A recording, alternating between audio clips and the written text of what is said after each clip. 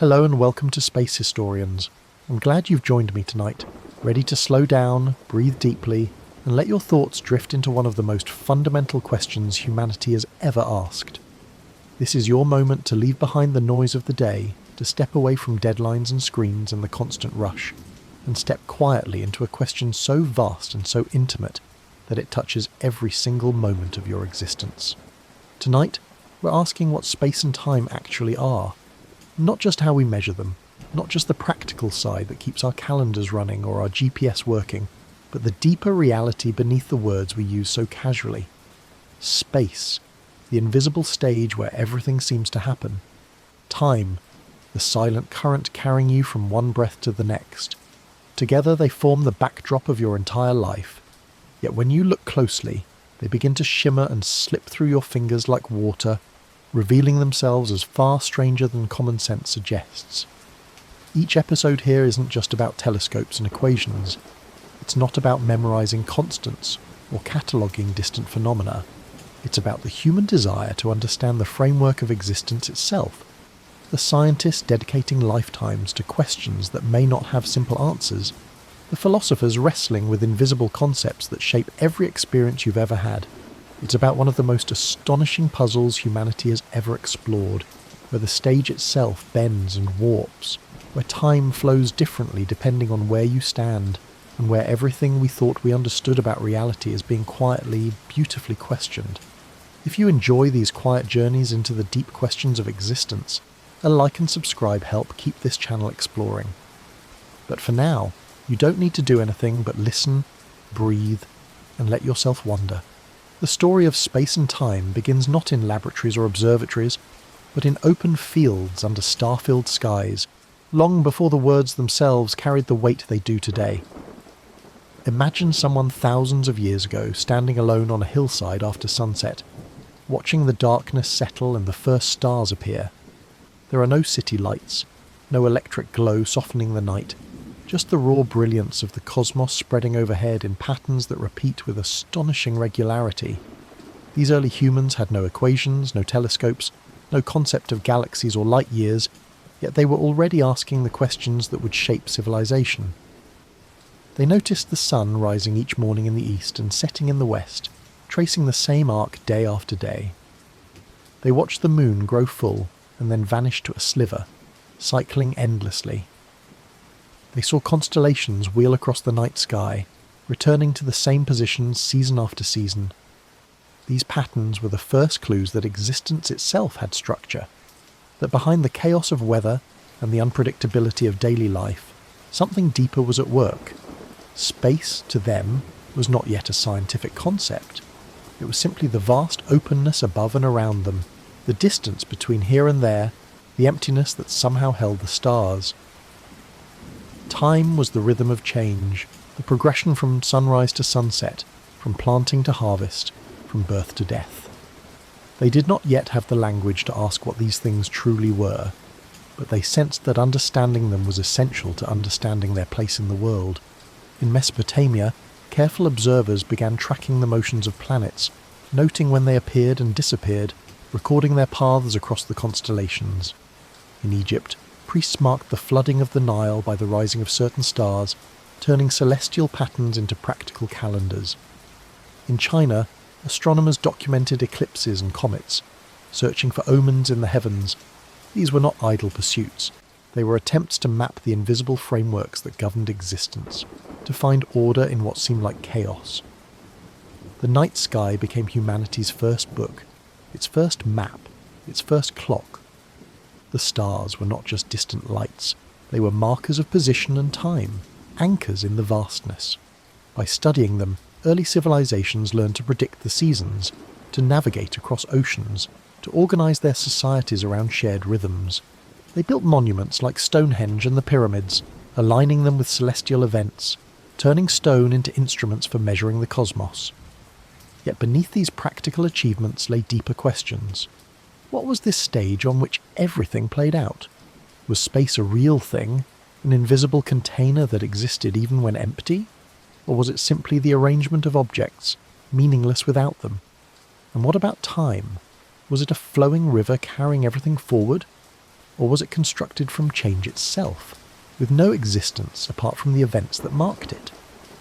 Greek philosophers took these questions seriously. Pythagoras and his followers believed that numbers and harmony underlay the universe, that the cosmos was a mathematical structure waiting to be discovered. Plato spoke of time as the moving image of eternity, a reflection of something deeper and more perfect. Aristotle, ever the empiricist, argued that time was the measure of change, that without motion, time itself would have no meaning. He described space not as an independent entity, but as the sum of relationships between objects, a view that would echo through centuries of debate. These ancient thinkers did not have modern physics, but they recognized something profound. Space and time were not obvious. They were not simple. They were frameworks that required explanation, invisible backdrops that shaped everything visible.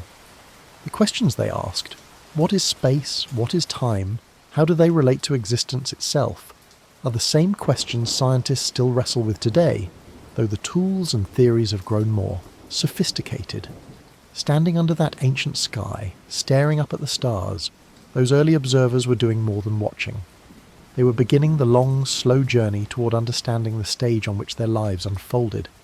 They could not have known that thousands of years later, their descendants would discover that space bends, that time slows, that the framework itself is dynamic and strange. But they planted the seeds of those discoveries simply by looking up and asking why.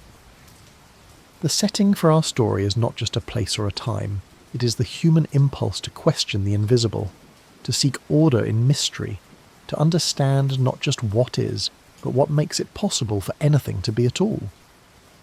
For thousands of years, the night sky appeared unchanging, a reliable map that repeated its patterns with comforting regularity.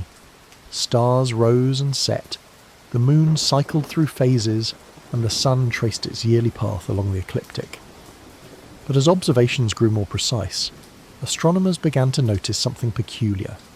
Not everything in the heavens behaved as expected. There were wanderers, planets that moved against the backdrop of fixed stars, sometimes even reversing direction in strange loops called retrograde motion. These irregularities hinted at something deeper, a complexity beneath the apparent simplicity. The spark of mystery came when observers realized that the heavens were not just a dome rotating overhead. They were a three-dimensional space, vast and structured, and the patterns they saw were the result of actual motions happening at different distances and speeds. Galileo turned his telescope toward Jupiter in 1609 and saw 4 moons circling the planet, tiny worlds in motion around another world. It was the first clear evidence that Earth was not the centre of everything. That motion happened elsewhere, following the same principles. This discovery shattered the old cosmology.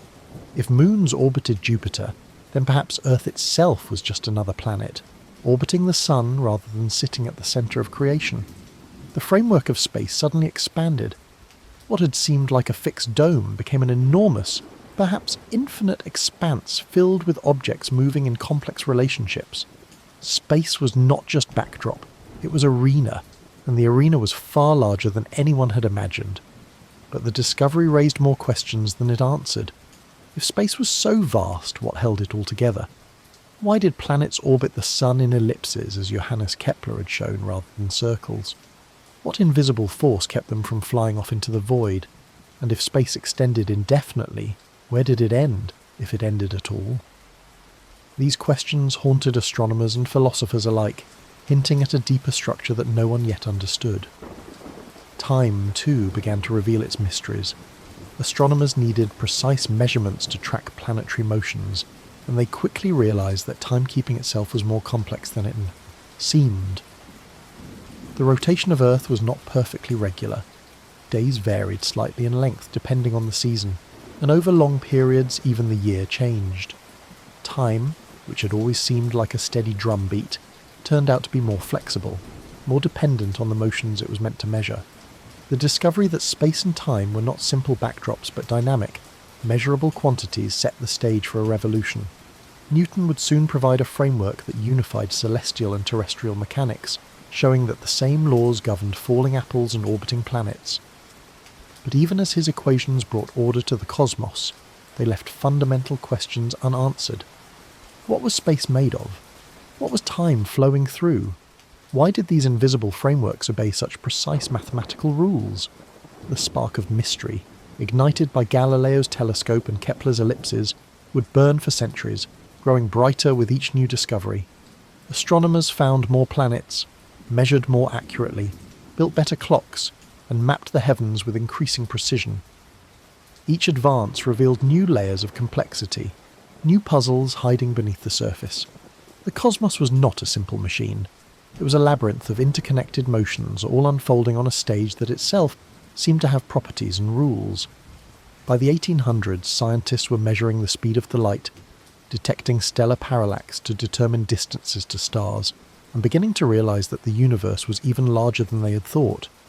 Galaxies, once thought to be nebulous clouds within the Milky Way, turned out to be distant collections of billions of stars, each galaxy a universe unto itself.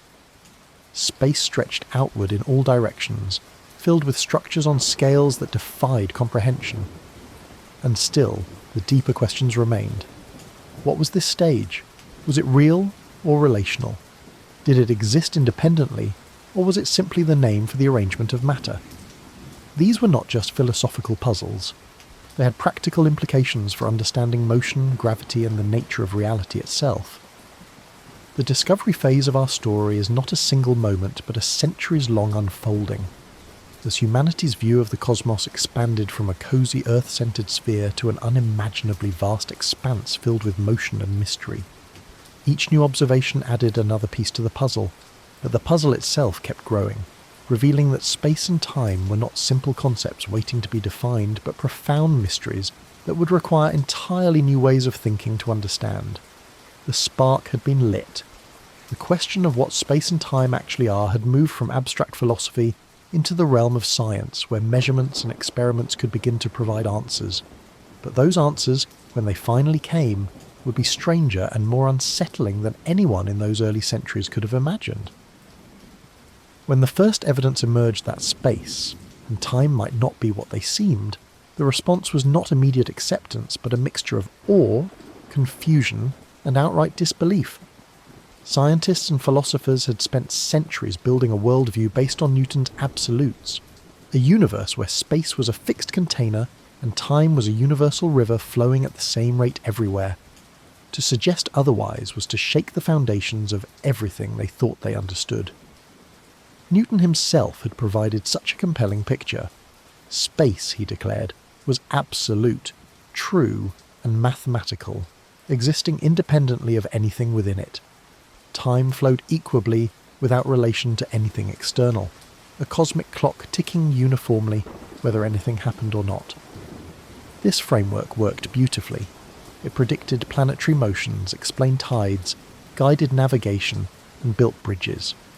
For more than 2 centuries it seemed unshakable, a monument to human reason and the power of mathematics to describe reality. But by the late 1800s, cracks were beginning to show. Experiments with light revealed puzzles that Newtonian physics could not explain. The speed of light appeared to be constant regardless of the motion of the observer, a fact that made no sense in a universe of absolute space and time. If you chased a beam of light, common sense suggested you should measure it moving more slowly relative to you. But experiments showed otherwise. Light stubbornly maintained the same speed no matter how you moved. Scientists tried to save the old framework. They proposed the existence of an invisible substance called the luminiferous ether, a medium filling all of space through which light waves travelled. If the ether existed, then perhaps light's strange behaviour could be explained within Newton's absolutes. In 1887, Albert Michelson and Edward Morley conducted a famous experiment to detect Earth's motion through this ether. They built an incredibly sensitive apparatus, expecting to measure variations in light speed as Earth moved through the supposed medium. The result was baffling. They detected nothing. No matter which direction they looked, no matter how they oriented their equipment, light moved at exactly the same speed. The ether, if it existed, left no trace. Rather than clarifying the picture, the experiment deepened the mystery. Something fundamental was wrong with the prevailing understanding, but no one yet knew what. The response among scientists was mixed. Some dismissed the result as experimental error, Surely such a careful measurement must have missed something. Others grew increasingly uncomfortable, sensing that a revolution was brewing but unable to see its shape. A few bold thinkers, including Hendrik Lorentz and Henri Poincaré, began developing mathematical frameworks that hinted at stranger possibilities, equations that suggested time and space might transform in unexpected ways. Into this atmosphere of confusion and growing unease stepped Albert Einstein, a young patent clerk in Switzerland with no academic position, no laboratory, and no reputation to protect. In 1905, at the age of 26, he published a paper that would change everything. He took the constancy of light speed as a starting point rather than a problem to be explained away, and from that single assumption, he rebuilt the framework of space and time from the ground up. His conclusion was radical. Space and time were not absolute. They were relative, depending on the motion of the observer. If you moved quickly relative to someone else, time for you would slow down and distances for you would contract. What had seemed like fixed, universal quantities turned out to be flexible, shifting with speed. And yet, strangely, the speed of light remained constant for everyone, the one universal anchor in a sea of relativity. The response was immediate disbelief. How could time slow down? How could distances shrink? These ideas violated every intuition built from everyday experience. Clocks ticked at the same rate whether you walked or ran. Rulers measured the same lengths whether you held them still or moved them. The notion that motion could alter these fundamental measurements seemed absurd, more like philosophical wordplay than serious physics. But Einstein's equations made precise predictions, and as experiments began to test them, the predictions held. Particles moving at high speeds in laboratories behaved exactly as relativity predicted, their lifetimes stretching, their masses increasing. Light bending around the sun during eclipses matched Einstein's calculations. Atomic clocks flown on airplanes ticked at different rates than clocks on the ground, just as the theory required. One by one, the strange predictions were confirmed. Still, acceptance came slowly. Many older physicists refused to abandon Newton's absolutes, arguing that relativity was a mathematical trick rather than a description of reality. Others embraced it intellectually but struggled to internalize its implications. How could the universe be so strange? How could something as fundamental as time be flexible? The awe came from realizing that nature was far more subtle than anyone had imagined. The disbelief came from the difficulty of accepting it. Einstein himself was not finished. In 1915, he extended his ideas into general relativity, showing that gravity was not a force but the bending of space-time itself. Mass and energy curved the fabric of space and time, and objects followed those curves. This was even more radical than special relativity.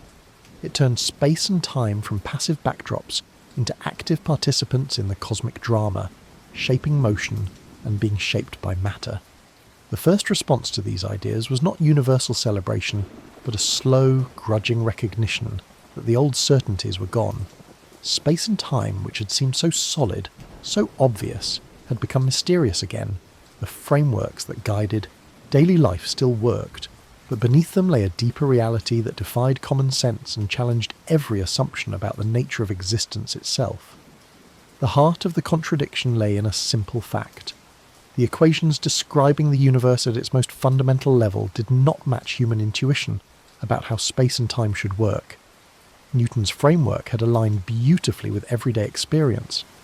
Objects moved predictably, time flowed uniformly, and space provided a stable stage. But Einstein's relativity introduced paradoxes that seemed impossible to reconcile with the world people lived in. Consider the twin paradox, one of the most famous thought experiments in relativity. Imagine two twins, one who stays on Earth and one who travels on a spaceship at nearly the speed of light to a distant star and returns. According to relativity, time passes more slowly for the travelling twin. When they reunite, the traveller has aged less than the one who stayed home. This is not a trick or an illusion. It is a real, measurable effect confirmed by experiments with atomic clocks and fast-moving particles. But how could this be? How could two people experience time differently just because one moved faster? The paradox felt like a violation of common sense, yet the mathematics was clear. and the experimental evidence undeniable. Time, which everyone assumed was universal and absolute, turned out to be personal and relative. Each observer carried their own clock, and those clocks did not necessarily agree. The contradiction deepened when scientists began exploring the implications for space. If time could stretch and compress, then distances could too. An object moving at high speed would appear contracted along its direction of motion, not because it physically compressed, but because space itself transformed. A spaceship travelling near light speed would be shorter from the perspective of a stationary observer, yet the people inside the spaceship would notice nothing unusual. Their rulers would measure the same lengths, their clocks would tick normally, and the universe outside would appear distorted instead. These effects were reciprocal, adding another layer of strangeness. If you watched a spaceship speed past, you would see its time slowing and its length contracting. But from the perspective of someone on the spaceship, it would be your time that appeared slow and your space that appeared distorted. Both perspectives were equally valid, neither more real than the other. There was no universal viewpoint from which to say who was right. Reality itself depended on the observer. This relativity of simultaneity was perhaps the most unsettling aspect. Events that appeared simultaneous to one observer might not be simultaneous to another moving at a different speed. There was no universal now stretching across the cosmos. The present moment was not a shared experience but a perspective, a slice through space-time that varied depending on motion. What you called now might be someone else's past or future.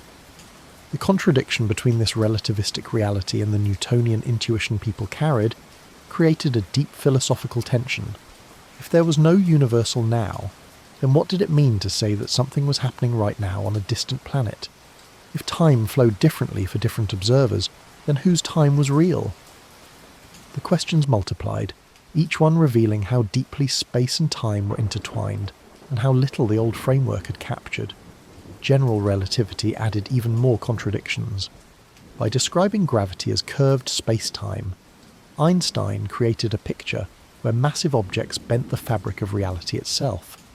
Near a black hole, space-time curved so intensely that time nearly stopped and space twisted into impossible geometries. A clock near the event horizon would tick infinitely slowly compared to one far away. An observer falling into the black hole would experience time normally, but would see the outside universe speeding up, eons passing in moments. These extreme cases made the contradictions impossible to ignore. Space and time were not the stable, unchanging frameworks Newton had described. They were dynamic, flexible, and deeply strange. Yet everyday life continued to feel Newtonian. Clocks on walls ticked uniformly. Distances remained stable. The Earth did not feel like it was warping space-time, even though it was. The contradiction was not between theory and experiment, but between theory and intuition. Scientists had to accept that human intuition, shaped by slow speeds and weak gravity, was a poor guide to understanding the universe at large. The effects of relativity were real, but mostly invisible at everyday scales. Only when speeds approached light or gravity grew intense did the strangeness become apparent. For most of human history, people had lived in a narrow slice of reality where relativistic effects were too small to notice, building an intuition that worked locally but failed universally. The mystery was not that relativity contradicted Newton, but that Newton had worked so well for so long. His equations were not wrong, they were approximations, excellent descriptions of reality within a limited range. But beneath that approximation lay a deeper, stranger truth.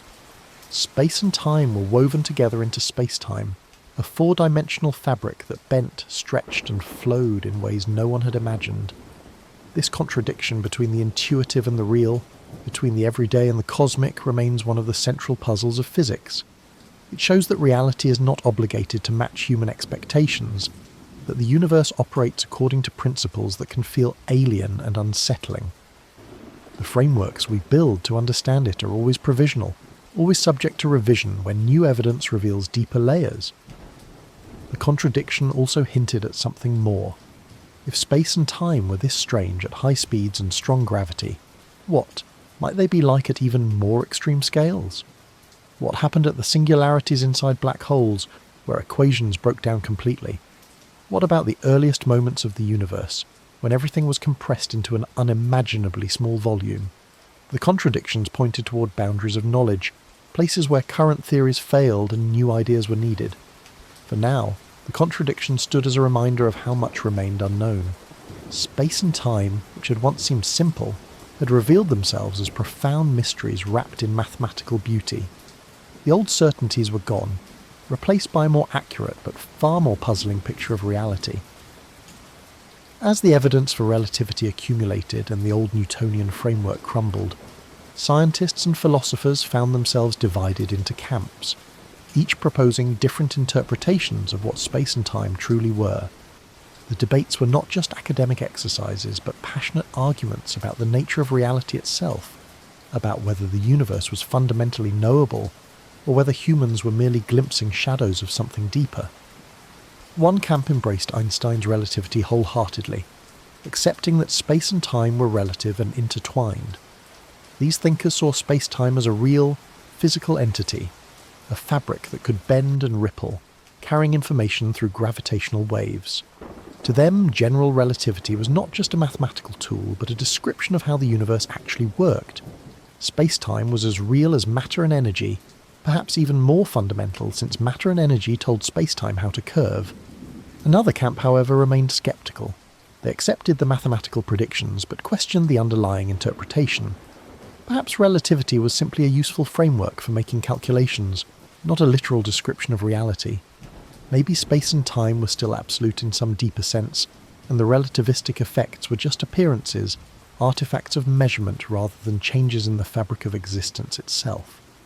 This instrumentalist view treated physics as a tool for prediction rather than explanation. Then there were those who believed that space and time were not fundamental at all, but emergent properties arising from something deeper. This view gained traction as quantum mechanics developed alongside relativity, revealing a microscopic world governed by probability and uncertainty. Some physicists proposed that space-time itself might be built from more basic elements, perhaps networks of quantum relationships or vibrating strings in higher dimensions. In this view, asking what space and time are was like asking what temperature is, a useful concept at large scales but meaningless at the fundamental level. The block universe interpretation attracted its own followers. If relativity showed that simultaneity was relative and there was no universal now, then perhaps all moments in time existed equally. Past, present and future were all part of a four-dimensional structure, laid out like a landscape. Time did not flow, you simply moved through it, experiencing one slice after another. This deterministic view suggested that the future was already written, that free will was an illusion, and that change was merely perspective. Others found this view intolerable. Presentism emerged as a counter-argument, insisting that only the present moment was real. The past was gone, existing only in records and memories. The future had not yet happened, and might never happen in the form we imagine. Time genuinely flowed, creating the present moment continuously. This view preserved a sense of becoming, of genuine novelty and possibility, but it struggled to reconcile with relativity's denial of a universal now. The growing block theory tried to find middle ground. It proposed that the past and present were real, solidified into existence, but the future remained open and undetermined. Time was like a growing crystal, adding new layers as moments passed. This preserved both the reality of the past and the openness of the future, but it raised its own puzzles about what marked the boundary between determined past and undetermined future. Quantum mechanics introduced yet another division. Some interpretations, like the many worlds view, suggested that reality branched at every quantum event, creating countless parallel universes.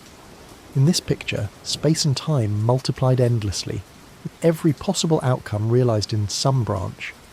The now you experienced was just one of infinite nows, each equally real.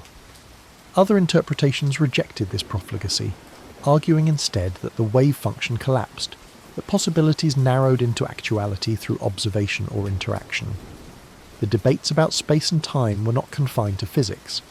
Philosophers joined in, questioning whether these concepts were discovered or invented, whether they existed independently of human minds, or were structures we imposed on reality to make sense of it. Kant had argued centuries earlier that space and time were forms of intuition, categories the mind used to organize experience rather than features of the external world. Relativity challenged this view, but did not settle it. Each theory had its champions and its critics. Conferences became battlegrounds where physicists presented evidence and argued interpretation. Some debates were productive, leading to new experiments and refined theories. Others became personal, with reputations and careers invested in particular views. The division was not just intellectual but emotional, touching on deep questions about determinism, free will, the nature of existence, and humanity's place in the cosmos. What made the division so persistent was that the evidence could often support multiple interpretations. Experiments confirmed the predictions of relativity and quantum mechanics, but they did not always distinguish between different, philosophical interpretations of what those predictions meant.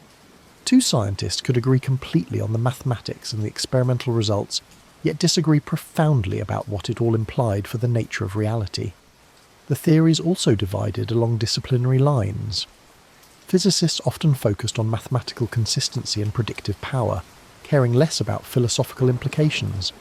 Philosophers emphasized conceptual clarity and logical coherence, sometimes at the expense of detailed calculations. Mathematicians explored the abstract structures underlying spacetime, discovering connections to topology, geometry, and information theory that opened new avenues of thought. As decades passed, the divisions did not resolve but multiplied. Loop quantum gravity competed with string theory as approaches to unifying relativity and quantum mechanics. Some researchers explored whether spacetime was discrete at the smaller scales made of tiny quantum units. Others investigated whether it was fundamentally continuous, an infinitely divisible fabric. Each approach had successes and challenges, none yet achieving the comprehensive unification that would settle the debate. The division of minds over space and time reflects the depth of the mystery. These are not simple questions with obvious answers. They touch on everything from the structure of mathematics to the nature of consciousness, from the birth of the universe to the fate of black holes. The theories divide because the evidence is subtle, the implications profound, and the human mind limited in its ability to grasp concepts so far removed from everyday experience. Yet the divisions also drive progress. Each camp pushes the others to refine their arguments, to find new experiments, to explore implications they might otherwise ignore. The conversation continues, sometimes contentious but always advancing, slowly building a more complete picture of the invisible frameworks that hold reality together. The theoretical debates about space and time could only go so far without experimental evidence. Scientists needed to test the predictions, to probe the fabric of space-time itself, and see if it behaved the way relativity claimed. This launched one of the most ambitious investigative efforts in the history of physics, a pursuit that would span decades and continents, requiring instruments of extraordinary precision and experiments of breathtaking ingenuity. The first major test came in 1919, just 4 years after Einstein published general relativity. Arthur Eddington, a British astronomer, led expeditions to observe a total solar eclipse from 2 locations, one in Brazil and one on the island of Principe off the coast of West Africa. The goal was to measure whether starlight bent as it passed near the Sun, exactly as Einstein had predicted. According to general relativity, the Sun's mass would curve spacetime around it, and light following that curve would appear shifted from its normal position in the sky. The observation required extraordinary care. Photographing stars during an eclipse was challenging enough, but measuring tiny shifts in their positions demanded precision that pushed the limits of available technology. The weather was uncertain, the equipment fragile, and the entire endeavour depended on a few precious minutes of totality when the sun's glare would not overwhelm the starlight. When the results were analysed, they confirmed Einstein's prediction. Stars near the Sun appeared displaced by approximately the amount relativity required, about 1.75 arcseconds, roughly twice what Newtonian gravity would predict. The announcement made headlines around the world. Einstein became an instant celebrity, his wild hair and thoughtful expression gracing newspapers everywhere. More importantly, the eclipse experiment provided the first direct evidence that spacetime was not a passive backdrop but an active medium shaped by mass and energy. But one experiment was not enough. Scientists set out to test relativity in every way they could imagine. They measured the orbit of Mercury, which had puzzled astronomers for decades. Mercury's elliptical orbit slowly rotated, precessing around the Sun in a way that Newtonian gravity could not fully explain. General relativity accounted for the discrepancy perfectly, showing that the intense curvature of spacetime near the Sun affected Mercury's motion in precisely the observed way. They tested time dilation by flying atomic clocks on airplanes and comparing them to clocks on the ground. The airborne clocks, moving faster and experiencing slightly weaker gravity at altitude, ticked at a different rate than their stationary counterparts. The differences were tiny, measured in billionths of a second, but they matched relativity's predictions exactly. Later experiments placed atomic clocks at different altitudes in buildings and on mountains, again confirming that time flowed at different rates depending on gravitational strength. The pursuit intensified with the space age. Satellites equipped with precise clocks provided perfect laboratories for testing relativistic effects. GPS satellites, orbiting high above Earth, experience both weaker gravity and higher speeds than receivers on the surface. General relativity predicts that the weaker gravity makes their clocks tick faster, while special relativity predicts that their speed makes them tick slower. The two effects partly cancel but not completely, leaving a net difference that must be corrected for the system to work. Without accounting for relativity, GPS coordinates would drift by kilometers each day. The fact that GPS works at all is ongoing proof that spacetime behaves exactly as Einstein described. Physicists also pursued more exotic tests. They built particle accelerators that pushed electrons and protons to nearly the speed of light, watching their behavior change exactly as special relativity predicted. Particles gained mass, their lifetimes stretched, and their interactions followed relativistic equations with perfect precision. Every collision, every decay, every measurement confirmed that space and time transformed with motion in precisely the ways the theory required. The search for gravitational waves represented perhaps the most ambitious investigation of all. Einstein's equations predicted that accelerating masses would create ripples in spacetime itself, waves carrying energy outward at the speed of light. These waves would be incredibly weak, stretching and squeezing space by amounts smaller than the width of an atomic nucleus over distances of kilometers. For decades, detecting them seemed impossible, a theoretical curiosity with no practical path to observation. But physicists persisted. In the 1970s, Russell Hulse and Joseph Taylor discovered a binary pulsar system, two neutron stars orbiting each other at tremendous speeds. By carefully timing the pulsar's radio emissions over years, they measured the orbit shrinking, exactly as it should if the system were losing energy to gravitational waves. The indirect evidence was compelling, earning them the Nobel Prize, but direct detection remained elusive. The Laser Interferometer, Gravitational Wave Observatory, known as LIGO, was built to detect gravitational waves directly. It consisted of two facilities thousands of kilometers apart, each containing 4-kilometer-long arms arranged in an L shape. Laser beams bounced back and forth along these arms, and when a gravitational wave passed through, it would stretch one arm while squeezing the other by amounts almost inconceivably small. The instruments needed to measure changes in distance smaller than 1/10,000th, the diameter of a proton. On September 14th, 2015, after years of waiting, LIGO detected a signal. Both detectors registered the same distinctive pattern, a rising chirp that matched exactly what theorists predicted, from two black holes spiralling together and merging more than 1 billion light-years away. The observation was announced months later after exhaustive verification, confirming not only that gravitational waves existed, but that black holes could collide, releasing energy equivalent to 3 suns worth of mass in a fraction of a second. The pursuit continued with ever more sensitive experiments. Scientists tested whether light of different colours travelled at exactly the same speed, confirming that the speed of light was truly constant. They measured time dilation on satellites, in airplanes, and even across the height of a single building. They observed gravitational lensing, where clusters of galaxies bent light from more distant objects, creating multiple images and arcs, turning the cosmos into a vast natural laboratory. Each experiment added another confirmation, another piece of evidence that space-time was real and behaved exactly as relativity predicted.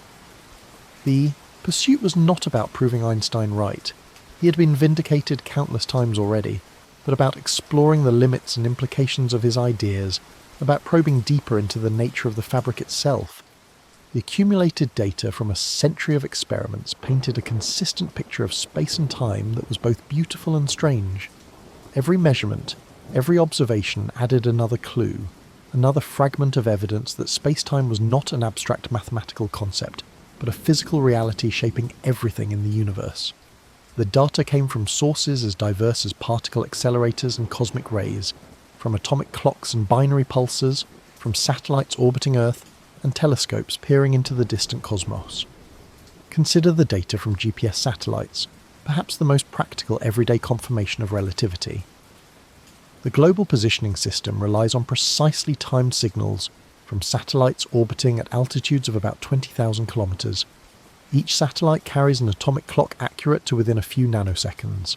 By comparing signals from multiple satellites, receivers on Earth can calculate their position to within meters, but the system only works because engineers account for both special and general relativity. The data showed that clocks on satellites tick faster than clocks on Earth's surface by about 45 microseconds per day due to weaker gravity. At the same time, they tick slower by about 7 microseconds per day due to their orbital speed. The net effect is a gain of about 38 microseconds daily. This might sound trivial, but light travels about 30 centimeters in a nanosecond. Without corrections, position errors would accumulate by roughly 10 kilometers per day. The fact that GPS achieves meter-level accuracy proves that the relativistic adjustments are not theoretical niceties, but essential corrections for real effects. Particle physics experiments provided even more dramatic data. When physicists accelerated particles to 99.9% of the speed of light, those particles behaved exactly as special relativity predicted. Muons, unstable particles that normally decay in about 2 microseconds, lived much longer when moving at high speeds. From the laboratory's perspective, time slowed for the fast-moving muons, stretching their lifetimes by factors of 10 or more. From the muons' perspective, distances contracted, allowing them to travel farther before decaying. Both perspectives gave the same observable result, confirming that relativistic effects were real and reciprocal. The data from gravitational lensing observations revealed how massive objects bent space-time. When astronomers photographed distant quasars positioned behind massive galaxy clusters, they did not see single points of light but arcs, rings, and multiple images. The cluster's gravity warped space-time so severely that light from the quasar followed curved paths around it, reaching Earth, from multiple directions. By analysing these distorted images, scientists could map the distribution of mass in the cluster, including the invisible dark matter that outweighed ordinary matter by factors of 5 or more.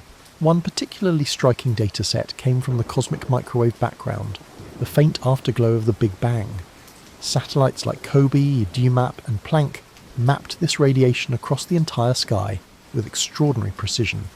The tiny variations in temperature, about 1 part in 100,000, encoded information about the universe when it was just 380,000 years old. The patterns in this data fit perfectly with predictions from general relativity combined with quantum mechanics, showing how space-time had evolved from a hot, dense state to the vast cosmos we observe today. Gravitational wave detections added an entirely new category of data.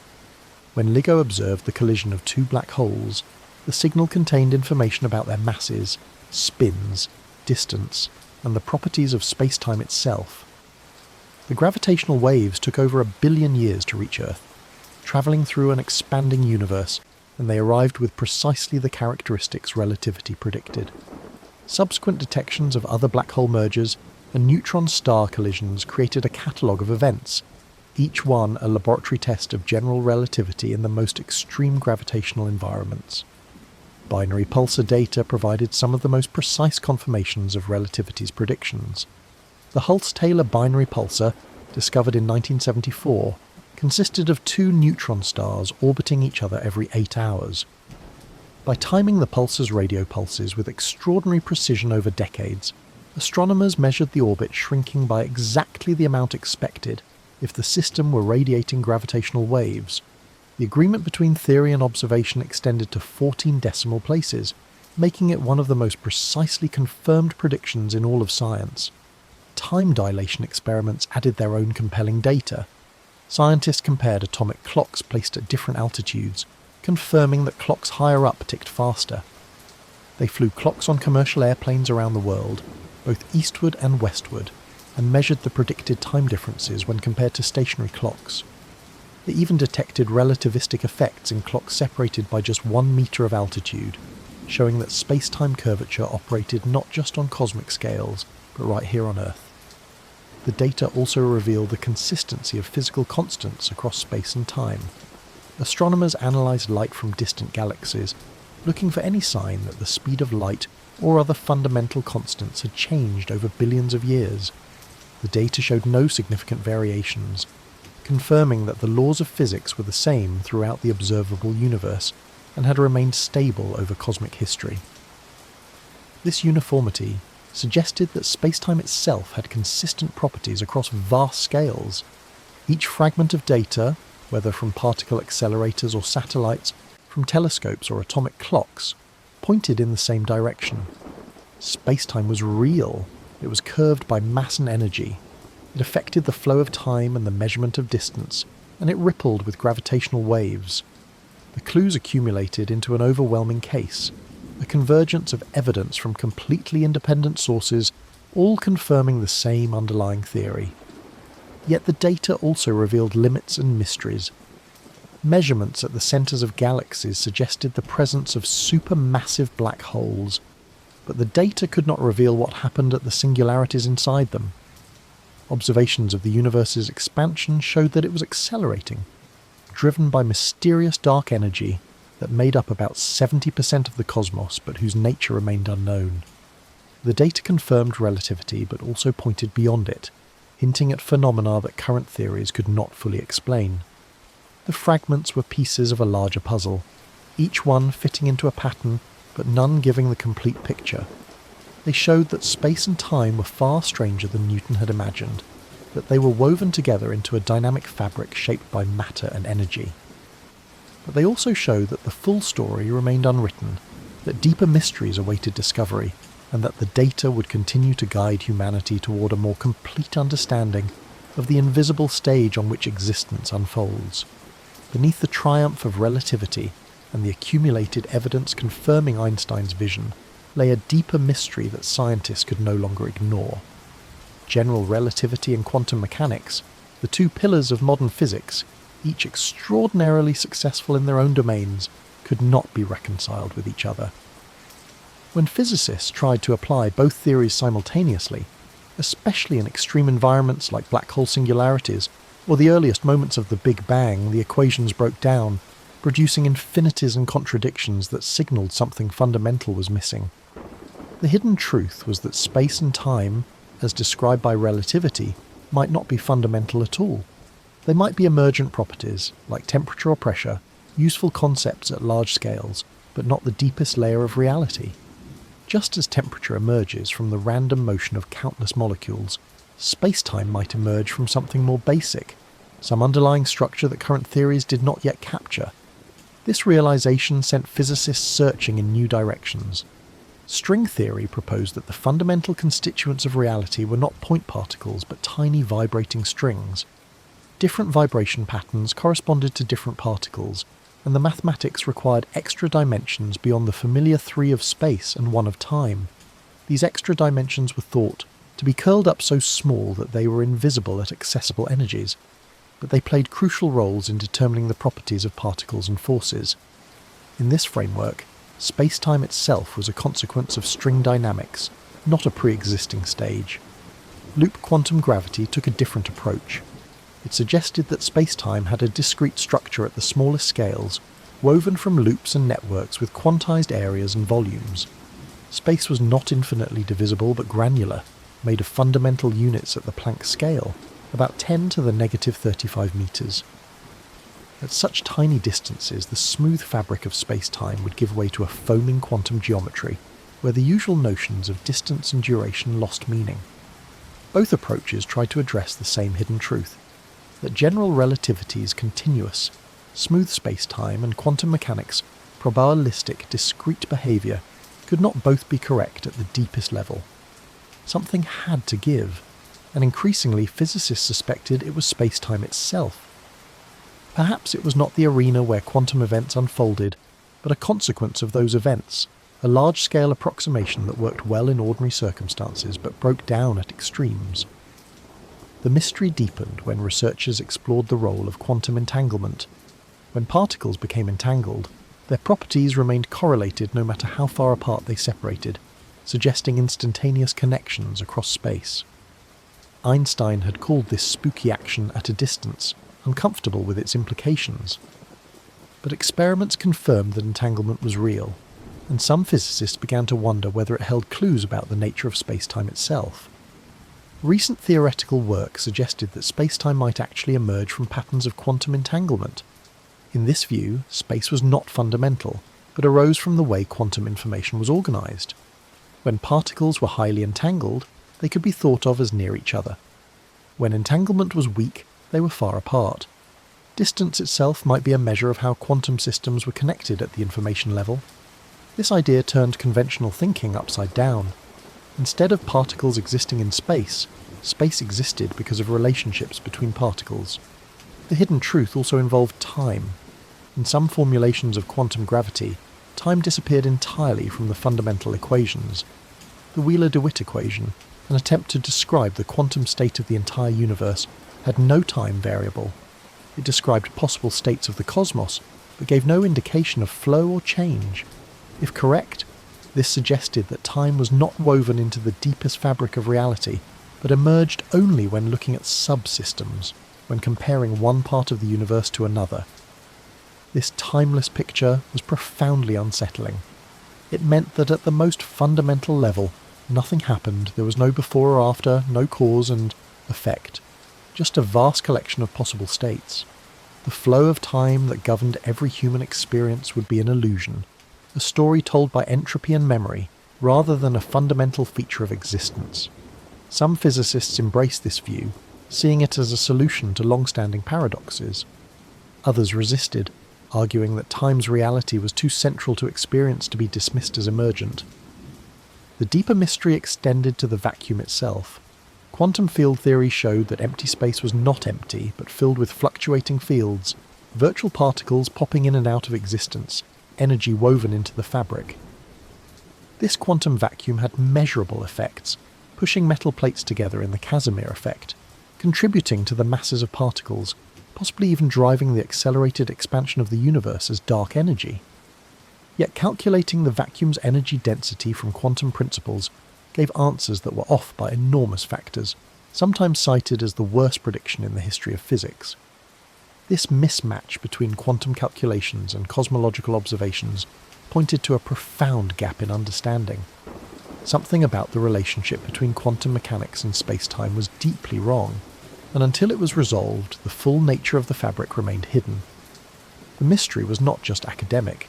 It had practical implications for understanding black holes, which contained singularities where space-time curvature became infinite, for comprehending the Big Bang, which marked a boundary where classical space-time broke down, and for predicting the ultimate fate of the universe. Black holes especially highlighted the hidden truth.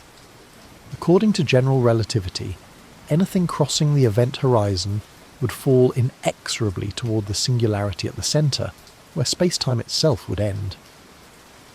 But quantum mechanics suggested that information could not be destroyed, raising the question of what happened to the information carried by matter falling into a black hole. Did it disappear at the singularity, violating quantum principles? Was it somehow encoded on the event horizon? Or did the singularity itself not exist, replaced by some quantum structure that current theories could not describe? Stephen Hawking had shown that black holes radiate energy due to quantum effects near the horizon, slowly evaporating over unimaginable timescales. But if a black hole evaporated completely, what happened to the information it had swallowed? The information paradox remained unsolved, a puzzle that forced physicists to confront the incompatibility of their best theories and search for deeper truths.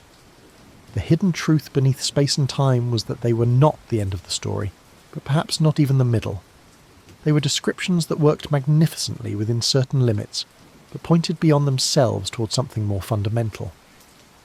The universe, it seemed, was built on principles that humans had not yet fully grasped, layers of reality that remained veiled despite centuries of investigation. And as physicists probed those limits, the mystery only deepened, revealing how much remained to be discovered. The turning point came not from a single experiment or breakthrough, but from a gradual recognition that spread through the physics community over decades. The old questions, what is space, what is time, had been answered by relativity in ways that seemed complete. Space and time were woven into spacetime, a four-dimensional fabric curved by mass and energy. But now a new question emerged, more radical and more unsettling. What if spacetime itself was not fundamental? What if the fabric was not the deepest layer, but something constructed from more basic ingredients? This paradigm shift began quietly in the late 20th century, as physicists confronted the failures of their theories at extreme scales. General relativity predicted singularities inside black holes, and at the Big Bang, points where space-time curvature became infinite, and the equations broke down completely. These were not just mathematical artifacts, but signals that the theory had reached its limits. Similarly, quantum field theory worked beautifully for describing particles and forces, but could not handle gravity, producing nonsensical infinities when gravitational effects were included at quantum scales. The shift accelerated as researchers explored holography, a principle suggesting that information about a volume of space could be encoded on its boundary surface, like a hologram encoding three-dimensional images on two-dimensional film. This idea emerged from studying black holes, where Stephen Hawking and Jacob Bekenstein had shown that a black hole's entropy was proportional to the area of its event horizon, not its volume. This was bizarre. Normally, entropy related to volume, to the number of particles or states inside a region, but black holes seem to store information on their surfaces. Leonard Susskind and Gerard 't Hooft took this further, proposing that the holographic principle might apply universally. Perhaps all of reality was holographic, with the physics of three-dimensional space emerging from information encoded on a two-dimensional boundary. If true, then space itself was not fundamental but a projection, a way of organising information that seemed to have depth but was really written on a surface. This was a paradigm shift on par with Copernicus displacing Earth from the centre of the cosmos. Space, which everyone assumed was the most basic feature of reality, might be derivative, constructed from something more abstract. The implications were staggering. If space was emergent, then so was space-time. The entire framework Einstein had built would be an approximation, accurate at large scales but concealing a deeper structure. Around the same time, string theorists were discovering that their equations required extra dimensions, not just the 4 of space-time but 10 or 11 dimensions depending on the formulation. Most of these dimensions were compactified, curled up into shapes so small that they were invisible. The geometry of these hidden dimensions determined the properties of particles and forces in the observable 4 dimensions. In this picture, spacetime was not a simple stage, but the visible projection of a more complex higher dimensional reality. The paradigm shift intensified, with the realization that quantum entanglement might be the key to understanding spacetime's emergence. In 2009, Mark van Ramsdonk proposed that spacetime connectivity, the very notion that distant regions were part of a continuous fabric, might arise from entanglement between quantum degrees of freedom. When regions were highly entangled, they were connected by spacetime. When entanglement was severed, spacetime itself could tear or disconnect. This meant that geometry, the shape and structure of space, was not fundamental, but a consequence of quantum information patterns. Experiments could not directly test these ideas. The scales involved were far too small, but theoretical consistency demanded them. Black hole thermodynamics, quantum corrections to gravity, and the structure of string theory all pointed toward the same conclusion. Spacetime was emergent, built from something deeper that current theories only glimpsed. This was the paradigm shift, from treating space and time as the stage where physics happened to recognizing them as part of the play, phenomena that needed explanation rather than starting points taken for granted. The shift changed how physicists thought about fundamental questions. Instead of asking what happens at the singularity inside a black hole, researchers asked whether singularities were real or artifacts of using a theory, general relativity. beyond its domain of validity. Instead of wondering what came before the Big Bang, they explored whether time itself emerged at the Big Bang, making the question of before meaningless. The paradigm shift made old puzzles dissolve and new ones appear. It also changed the research program. Physicists began searching for the microscopic degrees of freedom, the fundamental units from which space-time emerged. In loop quantum gravity, these were quantum geometry states, nodes and links forming networks. In string theory, they were vibrational modes of strings and branes. In other approaches, they might be qubits of quantum information or discrete chunks of space-time foam. The search was for the atoms of space and time, the building blocks from which the familiar continuous fabric arose. The paradigm shift brought humility. For centuries, humans had assumed that space and time were obvious, that understanding motion and change within them was the goal of physics. Newton's absolute space and time made this explicit. Einstein's relativity refined it, making space and time dynamic, but still fundamental. Now physicists faced the possibility that the entire framework was provisional, that beneath the equations and the experiments lay something stranger and more abstract. This was not the first time science had experienced such a shift. The realization that matter was made of atoms, that atoms were made of electrons and nuclei, that nuclei were made of protons and neutrons, that protons and neutrons were made of quarks. Each step revealed deeper layers. Now, space and time themselves might have layers, with the smooth fabric being a coarse-grained description of something more fundamental. The shift also resonated with earlier philosophical intuitions. Leibniz had argued that space was relational, defined by the arrangement of objects rather than existing independently. The modern paradigm shift echoed this, suggesting that space-time relations emerged from quantum relationships. Mach had proposed that inertia arose from the distribution of matter in the universe, an idea that inspired Einstein but never fully integrated into general relativity. Now, with space-time possibly emergent, these old ideas gained new relevance, yet the paradigm shift remained incomplete. No theory had successfully derived general relativity from quantum principles in a fully satisfactory way. String theory and loop quantum gravity both made progress but faced challenges, unable to make testable predictions or provide complete descriptions. The shift was underway, recognized as necessary, but the destination remained unclear. Physicists knew the old framework was insufficient, but the new one was still being constructed. The turning point was not a moment of revelation, but a slow collective realization that the deepest mysteries of space and time required rethinking everything. The fabric that seemed so solid, so well understood, was revealing itself as a phenomenon rather than a foundation. And as the paradigm shifted, the questions multiplied. What were the fundamental degrees of freedom? How did space-time emerge from them? Why did it appear continuous and smooth at large scales? Could experiments ever probe the emergence directly, or would it remain forever theoretical? The shift transformed physics from a discipline that took space and time for granted into one that questioned their very existence. It was a revolution still unfolding, changing how scientists thought about the universe and humanity's place within it. The stage itself had become part of the mystery, and solving it would require insights that had not yet been found. The paradigm shift from treating space-time as fundamental to viewing it as emergent sent immediate ripples through theoretical physics, cosmology, and even philosophy. If space-time was not the deepest layer of reality, then every calculation, every experiment, every conclusion drawn from general relativity needed re-examination. The consequences were both practical and profound, affecting how scientists approached problems from the fate of black holes to the origin of the universe. One immediate consequence was a renewed assault on the black hole information paradox.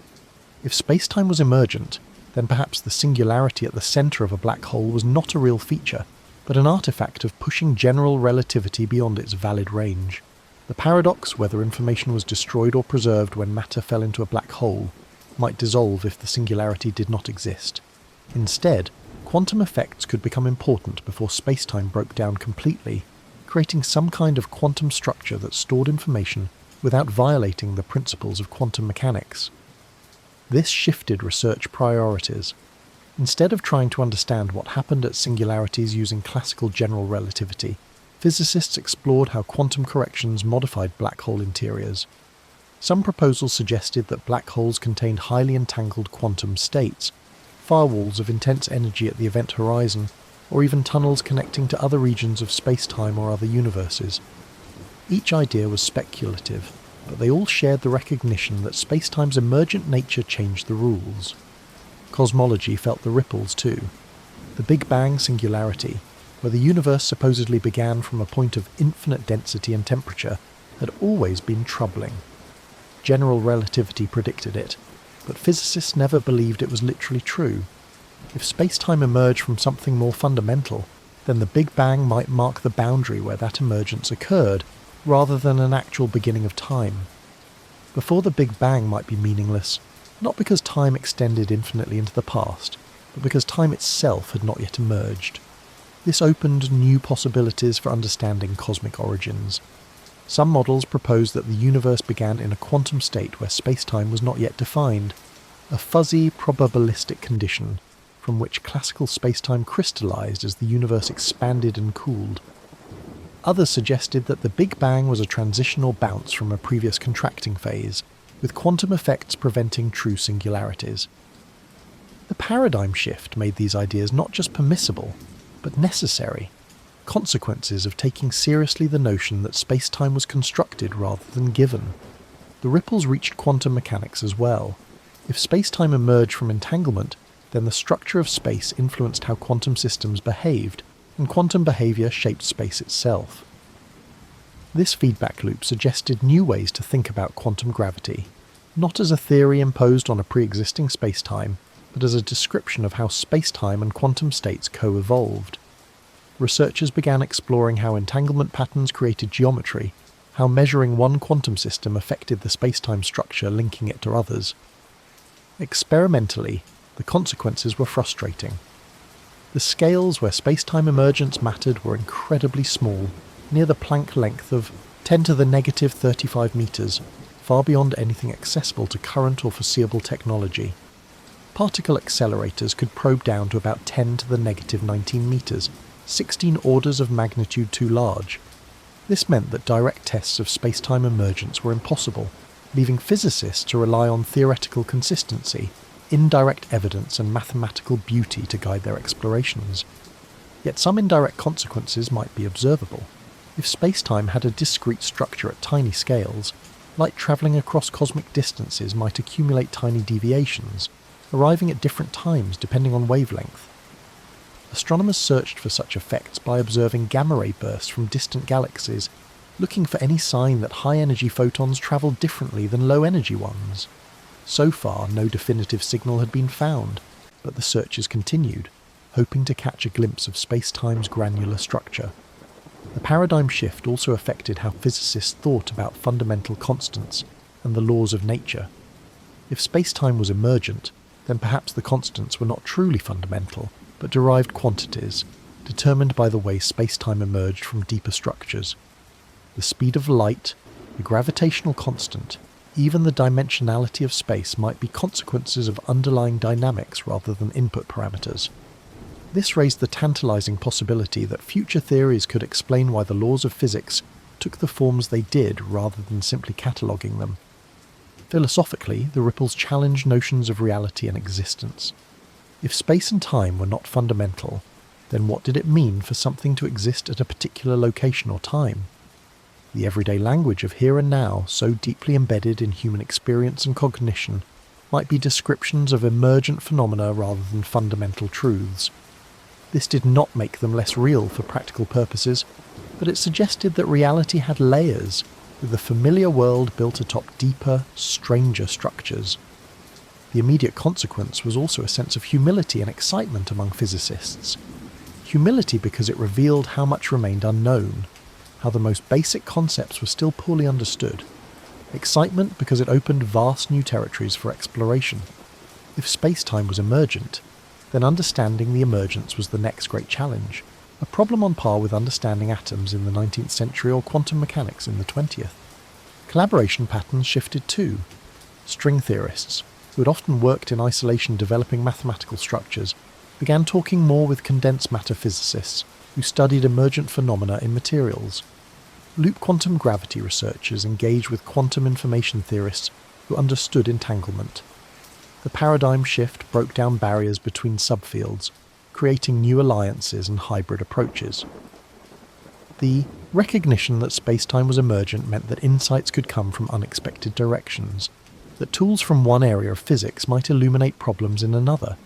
The ripples also reached popular culture and public understanding of science. Articles and documentaries began exploring the idea that space and time might be illusions, simplified for headlines but reflecting genuine scientific shifts. Some presentations were misleading, suggesting that reality was somehow fake, or that physics had proven the universe was a simulation. But the underlying message that space and time were more subtle than common sense suggested resonated with audiences who had already absorbed relativity and quantum mechanics. The paradigm shift became part of the ongoing conversation about the nature of reality. For researchers working at the frontiers, the immediate consequence was a proliferation of new ideas, models, and approaches. Some pursued holography and its implications for quantum gravity. Others explored causal sets, where space-time was built from discrete causal relationships. Still others investigated emergent gravity, where gravitational attraction arose from thermodynamic principles rather than space-time curvature. The common thread was recognition that spacetime's emergent nature was not just a curiosity, but a clue pointing toward deeper understanding. The consequences were immediate in changing how problems were framed, but they were also long-term, shaping the trajectory of fundamental physics for decades to come. The paradigm shift was not an ending, but a beginning, the start of a new chapter in humanity's attempt to understand the invisible frameworks that hold existence together. The impact of understanding space and time as dynamic, relative, and possibly emergent extended far beyond theoretical physics. It echoed through technology, philosophy, culture, and the way humans understood their place in the cosmos. The insights of relativity and quantum mechanics did not remain locked in academic papers, but transformed daily life in ways both obvious and subtle, shaping the modern world in profound and lasting ways. The most visible impact was technological. GPS, the global positioning system that billions of people use daily, would not work without accounting for relativity. Satellites orbiting Earth experience time differently than receivers on the surface, both from their speed and from the weaker gravity they experience. Without corrections for these relativistic effects, GPS coordinates would drift by kilometers each day, making the system useless. Every time someone uses their phone to navigate, to find a restaurant, to share a location, they rely on Einstein's equations silently running in the background, adjusting clock signals to compensate for the warping of space-time. Particle accelerators, essential tools for modern physics, depend entirely on relativistic calculations. When protons circulate in the Large Hadron Collider at 99.99% the speed of light, their increased relativistic mass requires precisely adjusted magnetic fields to keep them on track. Without relativity, the particles would slam into the walls. Every discovery made with these machines, from the Higgs boson to studies of quark gluon plasma, rests on the foundation of understanding how space and time behave at extreme speeds. Medical imaging technologies also bear the impact. PET scanners use positron emission to create detailed images of metabolic processes inside the body. The positrons are produced by radioactive decay, and their behaviour, their interaction rates and energy distributions, follow relativistic quantum mechanics. MRI machines use powerful magnetic fields and radio waves to probe the quantum properties of atoms, techniques developed from understanding how particles behave in space-time. The images that diagnose cancers, guide surgeries, and save lives are products of the same theories that describe black holes and the Big Bang. The impact reached telecommunications as well. Precise timing is essential for coordinating digital networks, synchronizing data transmission, and maintaining the Internet's infrastructure. Atomic clocks, accurate to billionths of a second, provide this timing, and their operation depends on understanding quantum mechanics and relativity. The fibre optic cables carrying information use principles of special relativity, where signals cannot travel faster than light, shaping how networks are designed and how data routes are optimized. Beyond technology, the impact transformed philosophy. For millennia, philosophers debated the nature of time, whether it flowed objectively or existed only in consciousness, whether the future was determined or open. Relativity complicated these debates by showing that simultaneity was relative, that there was no universal now shared across the cosmos. This challenged intuitions about free will, causality, and the nature of existence itself. The block universe interpretation suggested that all moments existed equally, that the flow of time was an illusion of perspective. This view influenced discussions in philosophy of mind, ethics, and metaphysics. The concept of spacetime also changed how people thought about the universe's structure and history. Cosmology, once largely speculative, became a precision science. Observations of the cosmic microwave background, measurements of galactic redshifts, and studies of gravitational lensing created a detailed history of the cosmos from fractions of a second after the Big Bang to the present. This narrative, of an expanding universe evolving from hot, dense beginnings, became part of human culture, featured in documentaries, taught in schools, and shaping how people understood origins and ultimate fates. The impact extended to how scientists approached other fields. Biologists studying the evolution of life appreciated that cosmic history set the stage for biology, that elements heavier than hydrogen and helium were forged in stars, that Earth itself was built from stellar debris.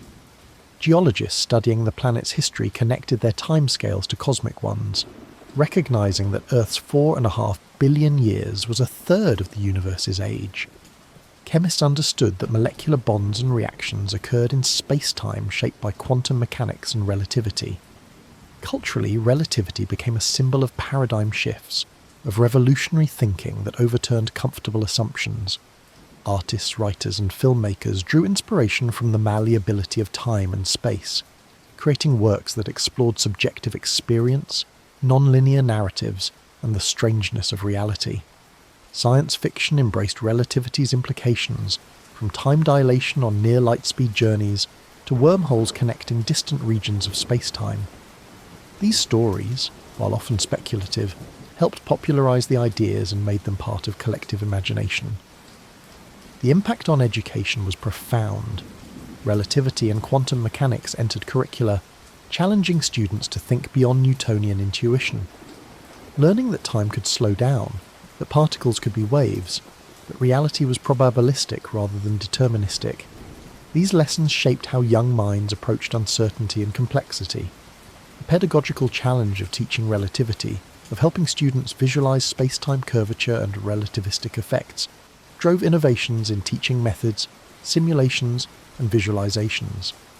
Even language felt the impact. Phrases like space-time, time dilation, and relativity entered common vocabulary. People spoke of things being relative, often without fully grasping the technical meaning, but intuiting that perspectives mattered, that truths could depend on context. The concept of space-time, once purely technical, became a shorthand for the interconnectedness of space and time, a reminder that separating them was artificial. The impact also appeared in efforts to unify knowledge.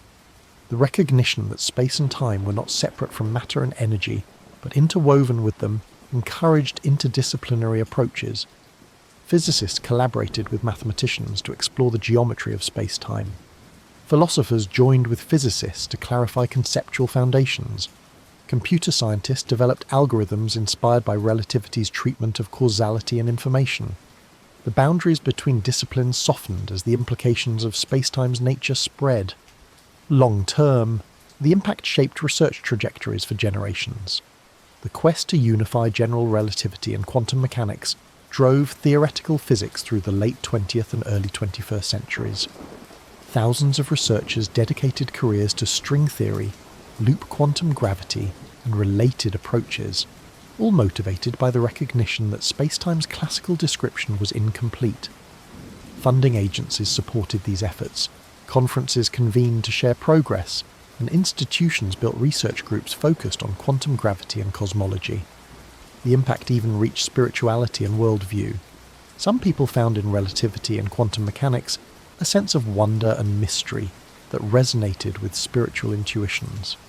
The idea that reality was stranger than common sense, that the universe operated on principles hidden from direct perception, aligned with mystical traditions emphasizing deeper truths beyond appearances. Others found discomfort, feeling that science had made reality too abstract, too removed from human experience. Both responses showed how deeply the new understanding of space and time affected not just knowledge, but meaning. Economically, the technologies enabled by understanding space-time, satellite communications, GPS navigation, particle physics discoveries, generated trillions of dollars in value. Industries built on these foundations employed millions, shaped global commerce, and connected the world in ways previously impossible. The impact was not just intellectual but material, transforming economies and societies. The echoes through time continue to spread. Each new confirmation of relativity, each gravitational wave detection, each advance in quantum gravity theory reinforced the transformation. Space and time, once taken for granted, had become subjects of active investigation, their mysteries driving progress across science and technology. The impact was not finished but ongoing, shaping the trajectory of human knowledge and capability into an open future. Behind every equation describing space-time, behind every experiment testing relativity, stood human beings driven by curiosity, ambition, and the desire to understand. These were not abstract minds calculating in isolation, but people with lives, struggles, inspirations, and moments of doubt. The story of space and time is also the story of the dreamers who dedicated themselves to unravelling the invisible frameworks, often sacrificing comfort, recognition, and certainty for the chance to glimpse deeper truths. Albert Einstein is the most famous, but his path to relativity was anything but conventional. Unable to secure an academic position after graduation, he worked as a patent clerk in Bern, Switzerland, evaluating applications for inventions. The job left him time to think, and he spent his spare hours wrestling with the puzzles that bothered him about electromagnetism and motion. He had no laboratory, no research grants, no colleagues to collaborate with, just his mind, his notebooks, and an unshakable conviction that the universe made sense if you asked the right questions. His miracle year of 1905, when he published papers on the photoelectric effect, Brownian motion, special relativity and mass energy equivalents, came not from privilege or institutional support, but from relentless independent thought. He questioned what others took for granted, imagining what it would be like to ride alongside a beam of light, wondering whether simultaneity was truly absolute. His willingness to follow logic wherever it led, even when it contradicted centuries of intuition, made him a revolutionary. But Einstein did not work alone, even in isolation. He corresponded with other physicists, read journals, engaged with the ideas of Maxwell, Lorentz and Poincaré. His breakthroughs built on their work, refining and unifying concepts that others had glimpsed but not fully articulated. The human element included not just individual genius but communities of thinkers, each contributing pieces that others assembled into larger patterns. After relativity's confirmation in 1919, Einstein became a celebrity, but fame brought burdens. He was pulled into politics, asked to comment on everything from Zionism to world peace. His privacy eroded. He struggled with quantum mechanics, uncomfortable with its probabilistic nature, famously declaring that God does not play dice. His later years were spent searching for a unified field theory, an attempt to merge gravity and electromagnetism that never succeeded. The dreamer who revolutionized physics spent decades pursuing an idea that led nowhere, a reminder that even brilliance faced dead ends. Arthur Eddington, who led the Eclipse expedition confirming general relativity, was himself a dreamer fascinated by the cosmos. A Quaker and pacifist, he navigated the tensions of World War I, using science as a bridge between nations. His willingness to test Einstein's theory, developed by a German physicist during wartime, required courage and conviction that truth transcended politics. Eddington spent the rest of his career exploring the implications of relativity, writing popular books that brought these ideas to wider audiences, believing that understanding the universe was a path toward human unity. Henrietta Leavitt, who discovered the period luminosity relationship for Cepheid variable stars, provided the tools that would later reveal the universe's vast scale and expansion. She worked at Harvard College Observatory as a computer, a term then used for women who performed astronomical calculations. Paid poorly, given little recognition, She made observations that would become foundational for cosmology. Her dreaming was constrained by the social structures of her time, but her contributions endured, enabling others to map spacetime on cosmic scales. Edwin Hubble, using Leavitt's work, discovered that galaxies were receding, that the universe was expanding. He was a former athlete and lawyer turned astronomer, drawn by the grandeur of the night sky. His observations from the Mount Wilson Observatory changed humanity's understanding of the cosmos, showing that space itself was dynamic. He died before the Nobel Committee recognized cosmology as worthy of their prize, another reminder that recognition often lagged behind achievement. Emmy Noether, whose mathematical theorems, connected symmetries to conservation laws, provided deep insights that underlie modern physics. Her work showed why energy, momentum and other quantities were conserved, linking these facts to the structure of spacetime itself. Yet she faced discrimination as a woman in German academia, denied positions and proper recognition during her lifetime. She taught unofficially, lectured under colleagues' names, and fled Nazi Germany only to die shortly after finding refuge in America. Her dreaming persisted despite obstacles that would have stopped others. Stephen Hawking became the public face of black hole physics, continuing Einstein's legacy of making relativity famous. Diagnosed with ALS in his 20s, given years to live, he persisted for decades, using his mind when his body failed. His discovery that black holes radiate slowly evaporating connected quantum mechanics to general relativity in unexpected ways. His popular books brought cosmology to millions, making the mysteries of space-time part of global conversation. The human element in his story was determination, the refusal to let physical limitations constrain intellectual exploration. Vera Rubin, studying galaxy rotation curves, found evidence for dark matter, showing that the universe contained far more mass than visible matter could account for. Her observations revealed that space-time's curvature was shaped by invisible substance, adding new mysteries to the picture. She too faced barriers as a woman in science, but persisted, making discoveries that reshaped cosmology and opened new questions about what filled the cosmos. The dreamers also included those whose names are less known: graduate students spending years analysing data, postdocs chasing risky ideas, technicians building instruments, educators explaining concepts to new generations. Each played a role in the collective effort to understand space and time. The human element was not just genius, but persistence, collaboration, mentorship, and the willingness to build on others' work rather than starting from scratch. The dreamers faced failures too. Many pursued ideas that led nowhere, theories that could not be tested or were contradicted by evidence. Careers stalled, funding dried up, recognition went to others. The path to understanding was not straight but filled with wrong turns, false starts and abandoned approaches. The human element included disappointment and resilience, the capacity to continue despite uncertainty. It also included inspiration from unexpected sources. Einstein reportedly developed thought experiments while daydreaming. Feynman drew diagrams that became foundational tools. Penrose found insights through visual thinking. The dreamers used whatever cognitive tools they had, whether mathematical formalism, physical intuition, or visual imagination. There was no single path to understanding, no correct way to think about space and time. The human element reminds us that science is not impersonal, not a march of inevitable progress disconnected from those who practice it. It is people asking questions, people making mistakes, people supporting each other, people driven by curiosity that often could not be explained or justified in practical terms. They dreamed of understanding, and that dreaming, sustained across generations, gradually revealed the nature of the invisible stage on which existence unfolds.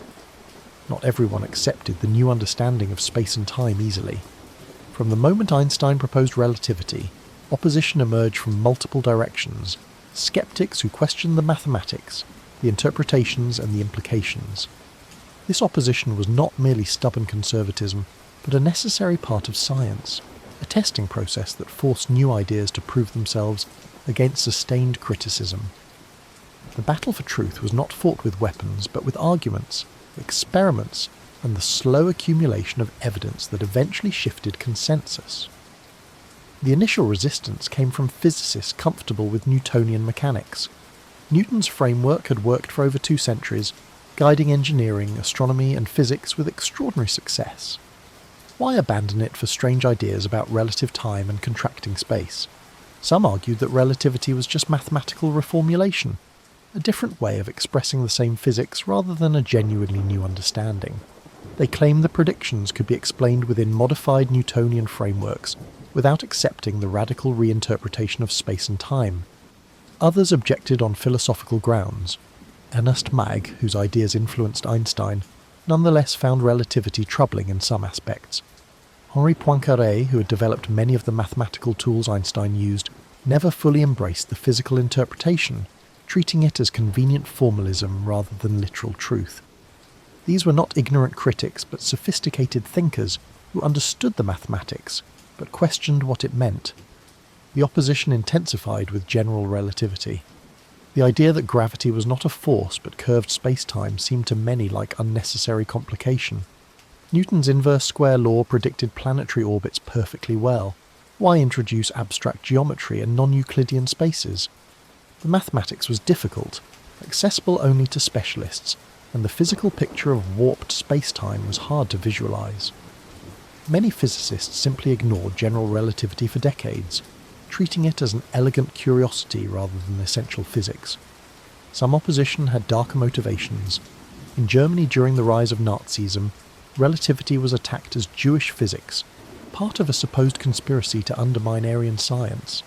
This was not scientific criticism, but ideology masquerading as it, using nationalistic and anti-Semitic rhetoric to reject ideas based on their origins rather than their merits. Einstein, already famous and Jewish, became a target. Other, Jewish physicists faced similar attacks, their work dismissed regardless of its quality. This opposition revealed how science, despite its ideals, could be corrupted by political forces. The battle for truth required not just developing correct theories, but defending them against bad faith attacks. Physicists who understood relativity had to speak out, explain, and resist the political corruption of their field. Some fled Nazi Germany, taking knowledge with them. Others stayed and suffered.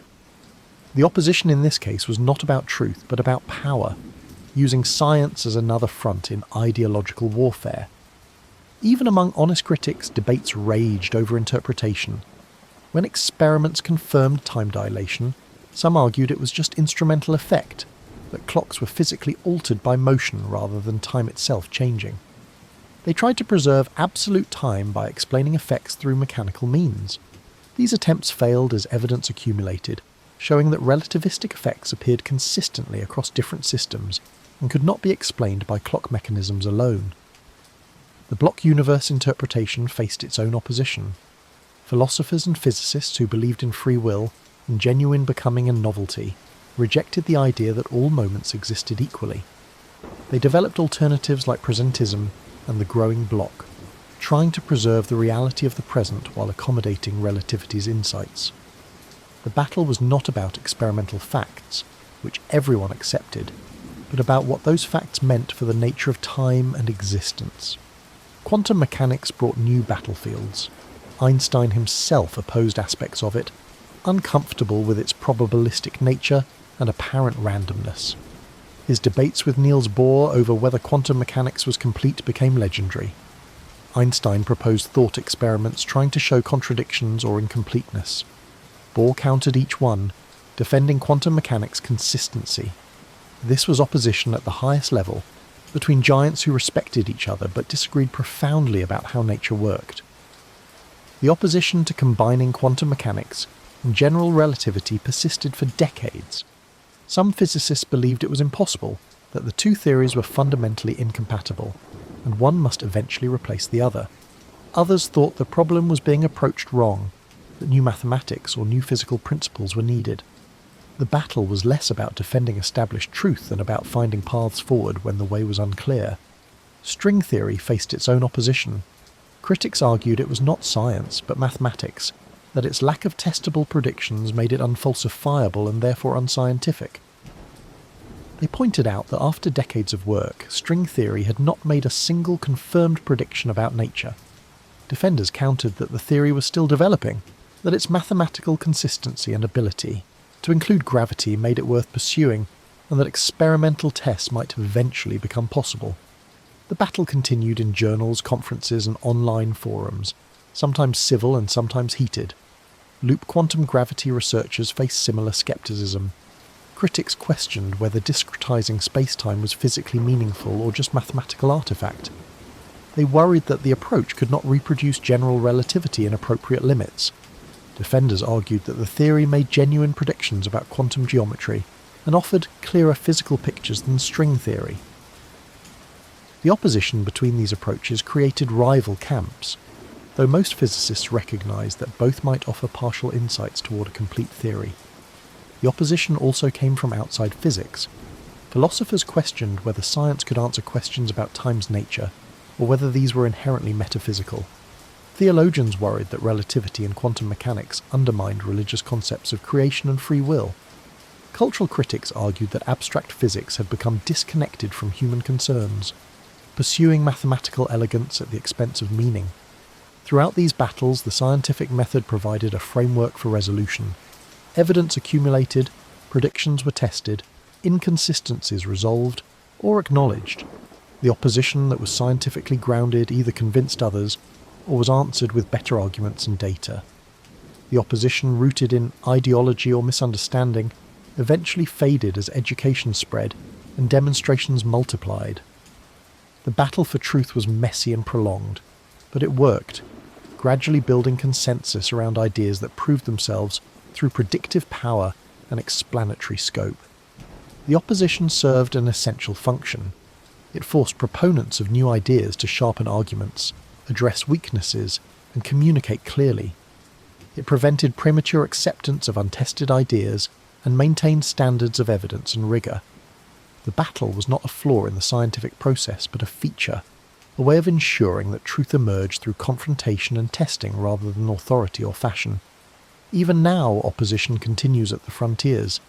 Debates about quantum gravity, the interpretation of quantum mechanics, the reality of multiverses, these remain unsettled with passionate advocates on multiple sides. The battle for truth is not won once, but fought continuously, as new questions emerge and old answers prove incomplete. And that ongoing battle, uncomfortable as it sometimes is, remains the engine driving understanding forward. The gradual accumulation of evidence, the resolution of paradoxes, and the integration of relativity into technology and culture led to a collective awakening. Humanity began to understand, not just intellectually but intuitively, that space and time were not what they seemed. This awakening was not a single moment, but a slow shift in perspective as people recognized that the stage on which existence unfolded was stranger, more dynamic, and more intimately connected to matter and energy than anyone had imagined. The awakening began with scientists who worked directly with relativistic effects. Physicists operating particle accelerators saw particles behaving exactly as relativity predicted, their lifetimes stretching, their energies transforming according to equations that treated space and time as malleable. Engineers designing GPS systems learned to think in terms of curved space-time, adjusting satellite clocks to account for gravitational time dilation. These professionals did not just believe relativity abstractly, they worked with it daily, building intuition through repeated exposure. As gravitational wave detections became routine, the awakening deepened. LIGO and other observatories began cataloguing collisions between black holes and neutron stars, each detection revealing space-time rippling like the surface of a pond. These were not metaphorical ripples, but actual measurements of space stretching and squeezing by infinitesimal amounts. The instruments recorded spacetime's vibrations directly, turning abstract theory into observable phenomenon. Scientists listening to these signals converted to audio files heard the universe singing, gravitational waves transformed into sound, making the inaudible audible. The awakening spread through education. New generations learned relativity not as exotic curiosity, but as established fact. Textbooks showed space-time diagrams, light cones, and world lines as naturally as previous generations learned geometry. Students visualized time as a dimension, plotted events in four-dimensional space-time, and solved problems involving time dilation and length contraction. These concepts, once revolutionary, became part of standard curriculum, shaping how young minds understood reality from the beginning. Popular media accelerated the awakening. Documentaries featured visualizations of black holes bending light, animations of gravitational waves propagating through space-time, and explanations of time dilation for travelers near light speed. Films like Interstellar consulted physicists to depict relativistic effects accurately, showing time passing differently near a black hole's event horizon. Audiences watched characters age at different rates, experiencing viscerally what equations described mathematically. The awakening moved from intellect to imagination. The awakening also involved recognizing limits. As the paradigm shifted toward viewing spacetime as emergent, scientists awakened to the realization that their best theories were incomplete. General relativity and quantum mechanics, both extraordinarily successful, could not both be fully correct. Singularities, where equations broke down, signaled boundaries of understanding rather than features of reality. This awareness of ignorance was itself a kind of awakening, a humility that opened minds to new possibilities. Cosmology contributed to the awakening by revealing the universe's history. Observations showed space expanding, carrying galaxies apart, driven by mysterious dark energy. Looking backward, scientists traced this expansion to a hot, dense beginning, the Big Bang, when space-time itself emerged. The entire observable universe, with its hundreds of billions of galaxies, each containing hundreds of billions of stars, had evolved from something unimaginably small and hot. This narrative, confirmed by multiple independent lines of the evidence, awakened people to the dynamic nature of the cosmic stage. The discovery that space-time had a history, that it was not eternal and unchanging but had emerged and evolved, transformed how people thought about existence. Just as Darwin had shown that life evolved rather than being fixed, cosmology showed that space-time itself had an evolutionary history. This awakening connected the very large with questions about origins, purpose, and ultimate fate. Personally, the awakening came when individuals grasped that they were not separate from space-time but embedded within it. Every breath occurred in time, every step traversed space, and both were part of the same fabric Einstein described. The room you sit in exists within space-time, curved slightly by Earth's mass. The moment you experience is a slice through the four-dimensional structure, unique to your reference frame. You're not in space-time as a fish is in water, separate and distinct, but you are part of it, made from the same substance, shaped by the same laws. This awakening brought a new sense of connection to the cosmos. Looking at stars, you saw not just distant lights, but objects warping space-time around them, bending the paths of photons that travelled for years to reach your eyes. The light entering your retina had journeyed through curved space, carrying information about its source encoded in wavelength shifts and intensity variations. You were receiving messages from the past, from regions of space-time distant in both space and time. The awakening extended to understanding biological rhythms as expressions of time embedded in matter. Circadian clocks, cellular oscillations, aging processes, all were ways that living systems tracked and responded to temporal structure. You were not just living in time, but constructed from temporal processes, patterns of change that defined life itself. The awakening revealed that the boundary between observer and observed was less clear than intuition suggested. It also brought awareness of relativity in human experience. Different observers experiencing time differently was not just physics, but reflected in psychology, where attention and emotion shaped perceived duration. The relativity of simultaneity echoed in how people from different perspectives could genuinely experience the same events differently. The awakening showed that relativity was not just about high speeds and strong gravity, but about the fundamental relationship between observers and observed. Some found the awakening unsettling. If time was relative, if space-time was emergent, if the present moment was not universal, then what anchored existence? The old certainties, the Newtonian absolutes, had provided comfort even as they proved wrong. The new awareness demanded accepting uncertainty, living with questions that might never have complete answers, recognizing that reality was stranger than the mind evolved to comprehend. Others found it liberating. The awakening revealed a universe far richer and more surprising than the clockwork mechanism Newton described. Space and time were not rigid prisons but flexible frameworks, woven together in ways that created possibilities Newton never imagined. The discovery that the stage itself could bend and ripple and possibly emerge from something deeper suggested that reality had layers humans were only beginning to explore. The awakening was also collective, a shift in human civilization's understanding of its context. Previous generations placed Earth at the centre of the cosmos, then the Sun, then recognised that even the Milky Way was one galaxy among billions. Each shift was an awakening to larger scales and diminished centrality. Understanding space-time as dynamic and possibly emergent was another step in this progression, revealing that even the frameworks considered most fundamental might be approximations of something deeper.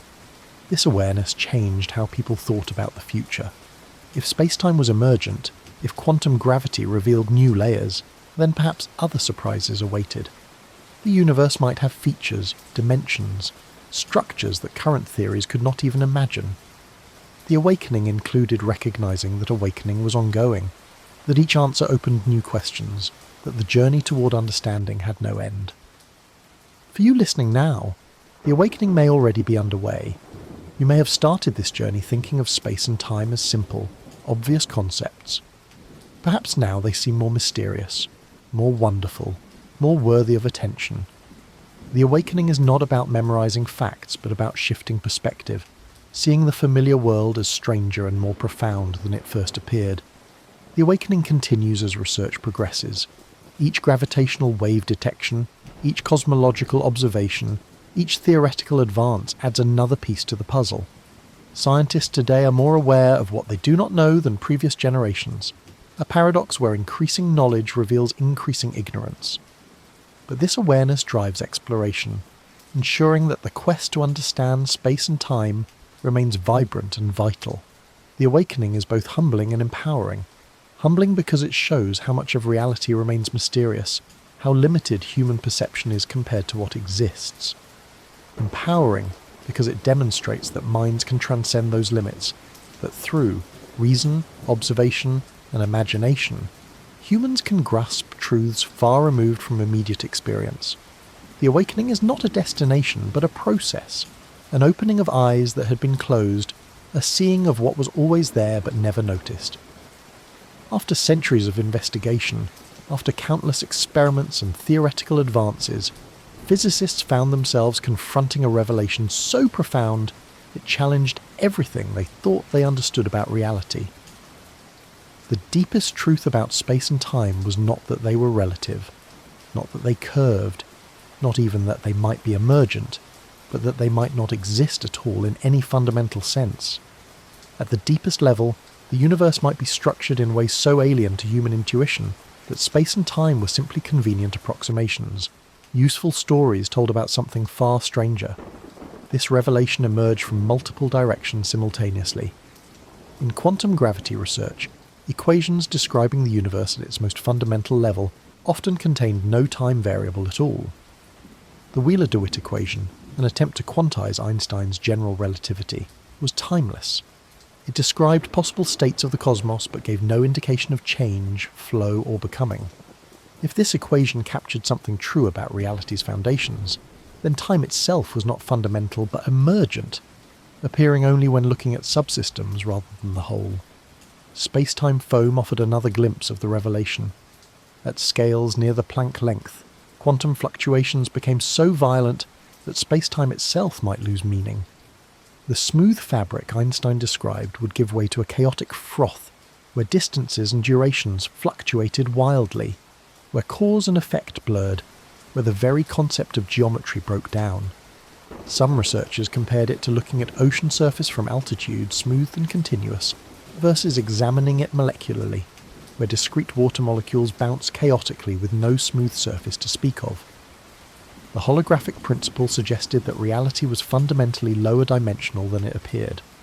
Three-dimensional space might be a projection from information encoded on a two-dimensional boundary, like a hologram creating the illusion of depth from a flat surface.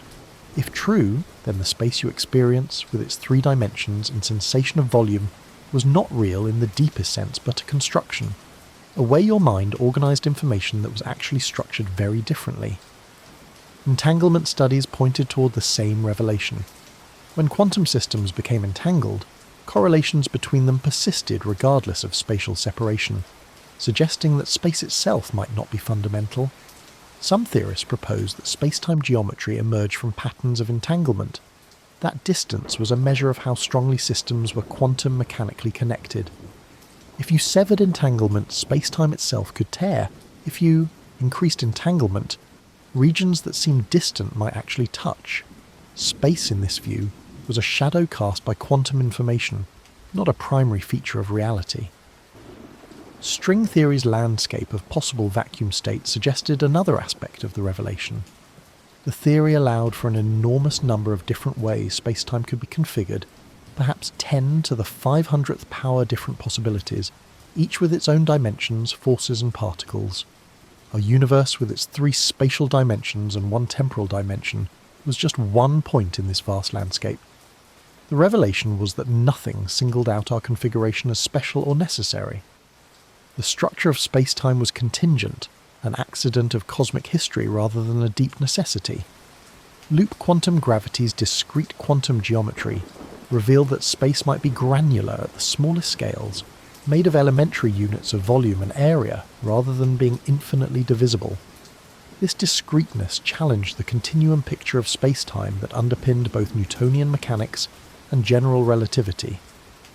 If space had atoms, then the smooth fabric was an illusion of coarse graining, like a digital photograph appearing continuous when sufficiently zoomed out, but revealing pixels upon close examination. The revelation extended to causality itself. If spacetime was emergent, then the causal structure, which events could influence which others, might also emerge rather than being fundamental. Some approaches to quantum gravity suggested that causality was not a strict ordering, but a probabilistic network, with influences propagating through connections that were themselves quantum and uncertain. The arrow of time, the distinction between cause and effect, might arise statistically rather than being built into the foundations. This deepest truth was difficult to accept because it contradicted every intuition. Human brains evolved to navigate 3-dimensional space and forward-flowing time. Sensory systems were built to detect positions and durations. Language was structured around spatial metaphors and temporal sequences. To say that space and time were not fundamental was to say that the most basic categories of human experience were illusions, useful fictions that worked at human scales but dissolved at the extremes. Yet the mathematics and the logic pointed consistently in this direction. Every attempt to unify quantum mechanics and general relativity suggested that spacetime could not be fundamental. The contradictions, the singularities, the infinities that plagued the theories signalled that they were being applied beyond their valid range. Something deeper lay beneath, something that did not yet have a name or a clear formulation, but that theorists were gradually circling, approaching from different angles. The revelation also connected to questions about consciousness and observation. If spacetime was emergent, did consciousness play a role in the emergence? Some interpretations of quantum mechanics suggested that observation collapsed wave functions, turning possibilities into actualities. If spacetime itself was quantum, then perhaps conscious observers helped bring it into existence, at least in some interpretations. This was speculative and controversial, but it showed how deep the rabbit hole went, how questioning space and time led to questioning the nature of mind and reality itself. Philosophically, the revelation echoed ancient ideas. Buddhist philosophy had long claimed that the world of appearances was Maya, illusion, with deeper reality beyond conceptual grasp. Kant had argued that space and time were forms of intuition, structures the mind imposed rather than features of things in themselves. Now physics was arriving at similar conclusions through entirely different routes, suggesting that these insights had always been available to careful thought, even without modern instruments and equations. The revelation was not complete or final. No one yet knew what replaced spacetime at the fundamental level. Was it quantum information? Networks of causal relations? Vibrating strings in higher dimensions? Something else entirely that current theories could not even formulate? The deepest truth remained partially hidden, glimpsed indirectly through mathematical structures and logical arguments, but not yet fully revealed. What was clear was that space-time, which had seemed like the most solid foundation, was instead a provisional description. It worked magnificently at the scales humans could access, but it broke down at the extremes and hinted at deeper layers. The revelation was that reality had an architecture humans were only beginning to understand, that the most familiar features of existence, the here and now, the distances and durations, were emergent properties of something stranger and more abstract. This revelation did not make space and time less real for practical purposes. They remained the frameworks within which life unfolded, but it changed their status from fundamental features to derived consequences, from the ground of being to patterns arising from deeper ground. And that shift, though subtle in daily life, was revolutionary in understanding, forcing a reconception of what reality was and how science approached it. The deepest truth was humbling. After centuries of progress, after cracking so many of nature's codes, physicists found that the most basic question, what are space and time, remained unanswered. They had learned what space and time do, how they behave, how they relate to matter and energy, but what they are in the deepest sense remained mysterious. The revelation was not closure but opening, not answer but deeper question, not end but invitation to continue exploring the foundations of existence itself. As the evidence accumulated and the theories developed, a natural pause emerged. Scientists, philosophers, and thoughtful people everywhere found themselves reflecting on what it all meant. Space and time, the most basic frameworks of existence, had been revealed as far stranger than anyone imagined. They were relative, curved, possibly emergent, maybe not fundamental at all. What did this mean for understanding reality, for making sense of existence, for living a human life in a universe so deeply mysterious? One reflection concerned the limits of intuition. Human brains evolved to survive on African savannas, to track animals, find water, avoid predators. The cognitive tools that developed were optimized for medium-sized objects moving at moderate speeds under Earth's gravity. Nothing in that environment prepared the mind to understand time dilation, curved space-time, or quantum superposition.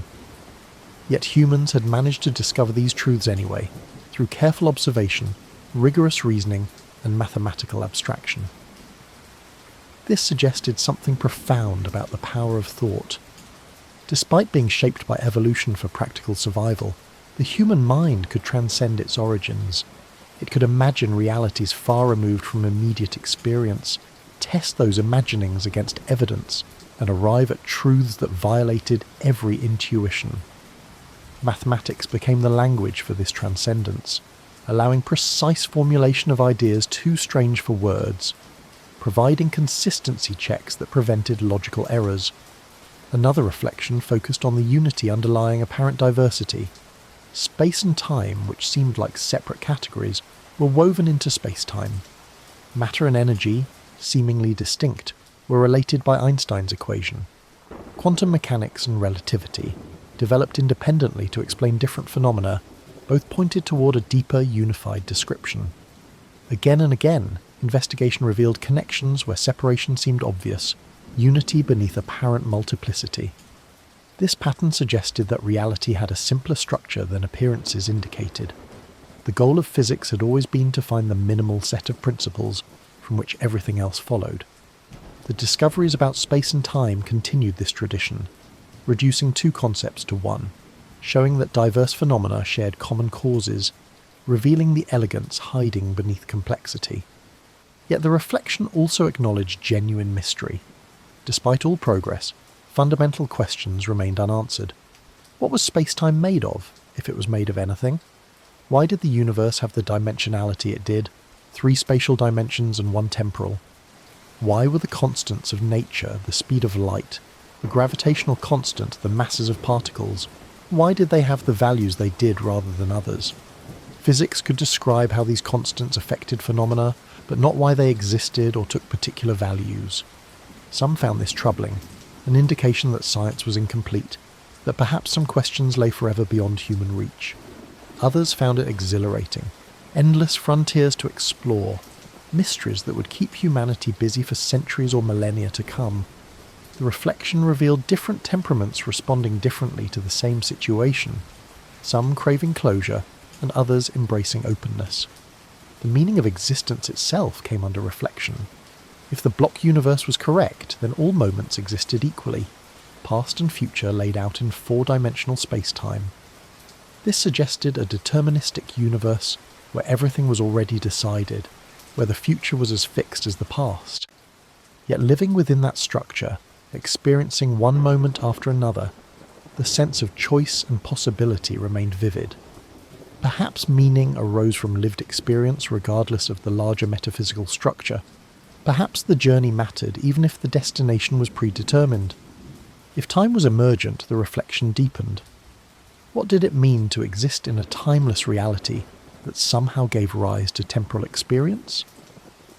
Was consciousness itself essential to creating the flow of time, or did time emerge purely from physical processes? These questions touched on the relationship between mind and matter, subject and object, observer and observed, ancient philosophical puzzles given new relevance by modern physics. The reflection also concerned humanity's place in the cosmos. The discoveries about space and time came alongside discoveries about cosmic scales. The observable universe stretched 93 billion light-years across, containing hundreds of billions of galaxies. Earth was a tiny speck orbiting an ordinary star in an unremarkable galaxy. Human existence occupied a minuscule fraction of cosmic history, arising more than 13 billion years after the Big Bang, with perhaps trillions of years of cosmic evolution still to come. This perspective could feel diminishing, making human concern seem trivial against cosmic vastness. Yet the reflection also recognised that humans were the universe become conscious of itself, matter arranged in patterns complex enough to contemplate its own existence. The atoms in every human body were forged in stellar cores, scattered by supernovae, gathered by gravity into planets. Everyone was literally made of stardust, participating in cosmic evolution, not as separate observers but as integral parts. The reflection pondered whether meaning was discovered or created. Science described what is, mapping the structure of space-time, cataloguing particles and forces, measuring constants and relationships. But it said nothing about what should be, about values, purposes or significance. Those had to come from somewhere else, from human choices, cultural traditions, personal commitments. The structure of space-time constrained what was possible, but did not determine what was meaningful. Some reflected that the strangeness of space-time enhanced rather than diminished meaning.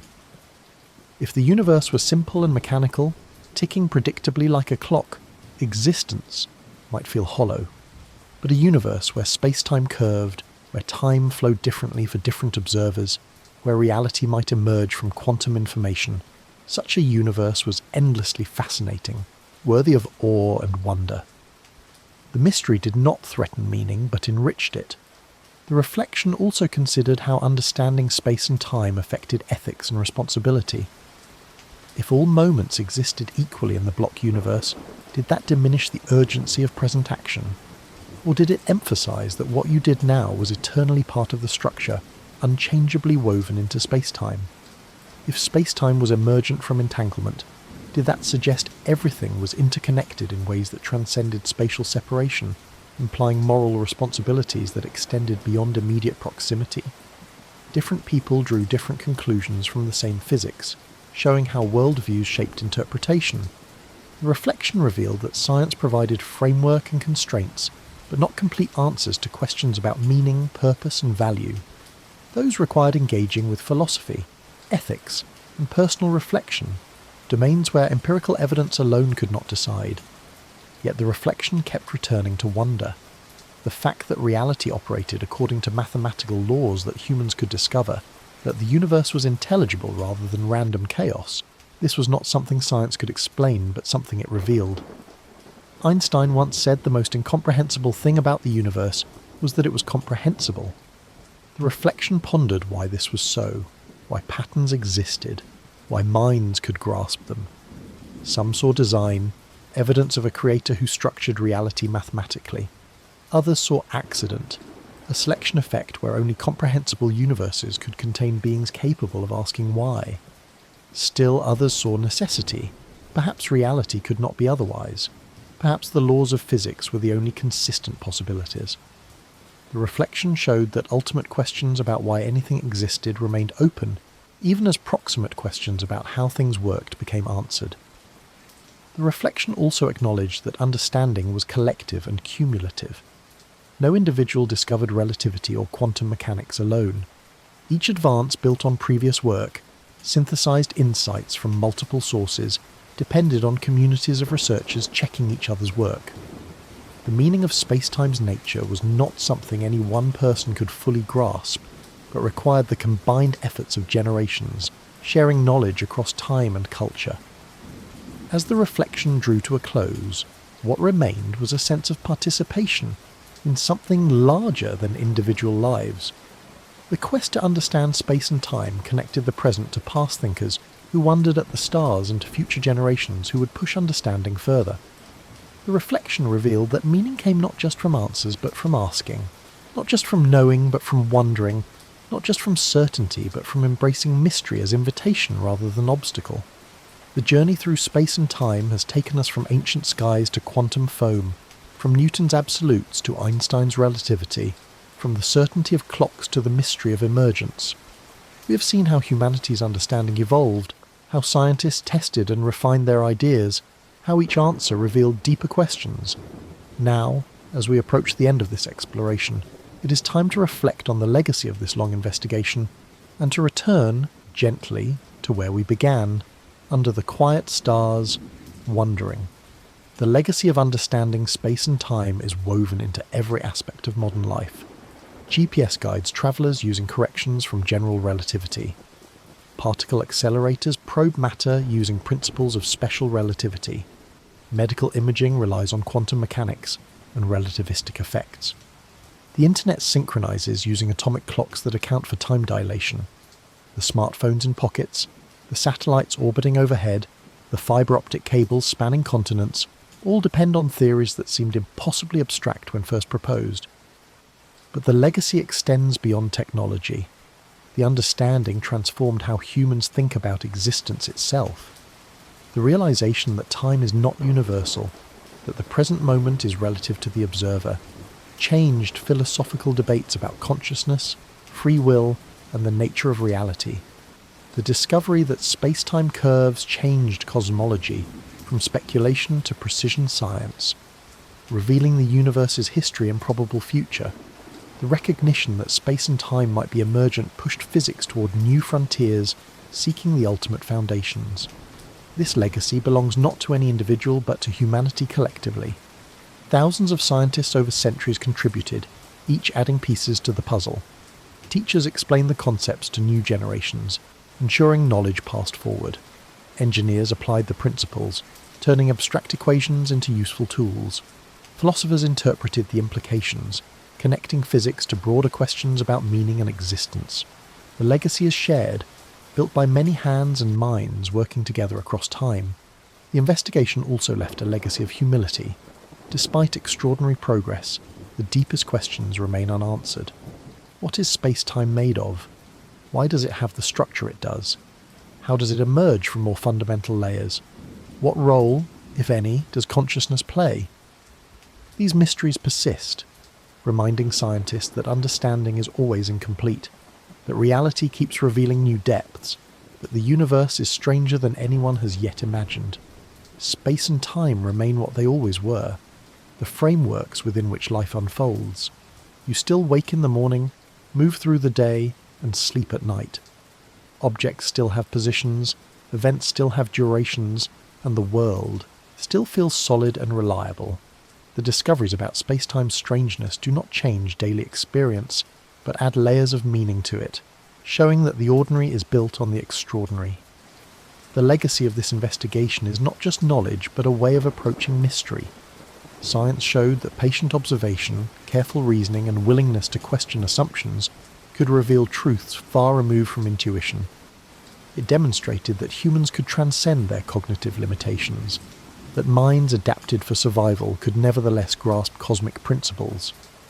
This legacy is empowering, suggesting that future mysteries, however daunting, might also yield to persistent inquiry. As the journey closes, the invitation remains open. The story of space and time is not finished. New experiments will test theories at ever finer scales. New observations will probe the universe at ever greater distances. New thinkers will propose ideas that current minds cannot yet imagine. The investigation continues, driven by the same curiosity that moved ancient observers to mark shadows and track stars, the same desire to understand that motivates scientists today. For you listening now, as you return to your own moment, your own location in space-time, the awareness lingers. You are part of this vast fabric, connected to everything else through the structure of reality itself. The atoms in your body were forged in stars. The time you experience is woven into the same framework that governs galaxies. The space you occupy is curved ever so slightly by your own mass and by Earth's mass beneath you. The closing brings us full circle, but not to where we started. We began with questions about what space and time are. We end with deeper questions, with awareness of how strange and wonderful the frameworks of existence truly are, with humility about how much remains unknown, and with gratitude for the journey of discovery that brought us here. The night sky still stretches overhead, timeless and changing. The stars still shine with ancient light.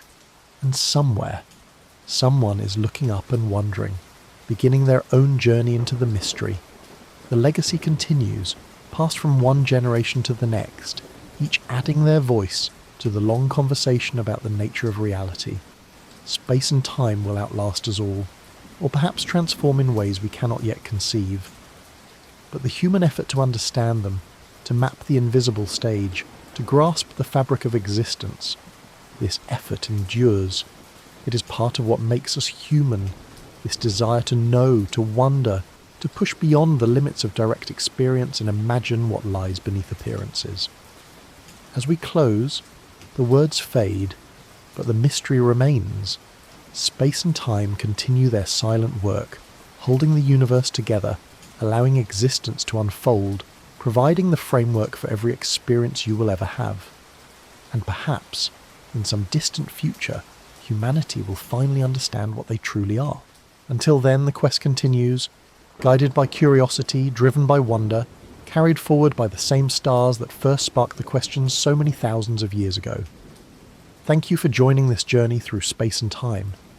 May your own explorations bring insight. May your questions lead to deeper understanding, and may the mystery never lose its power to inspire awe.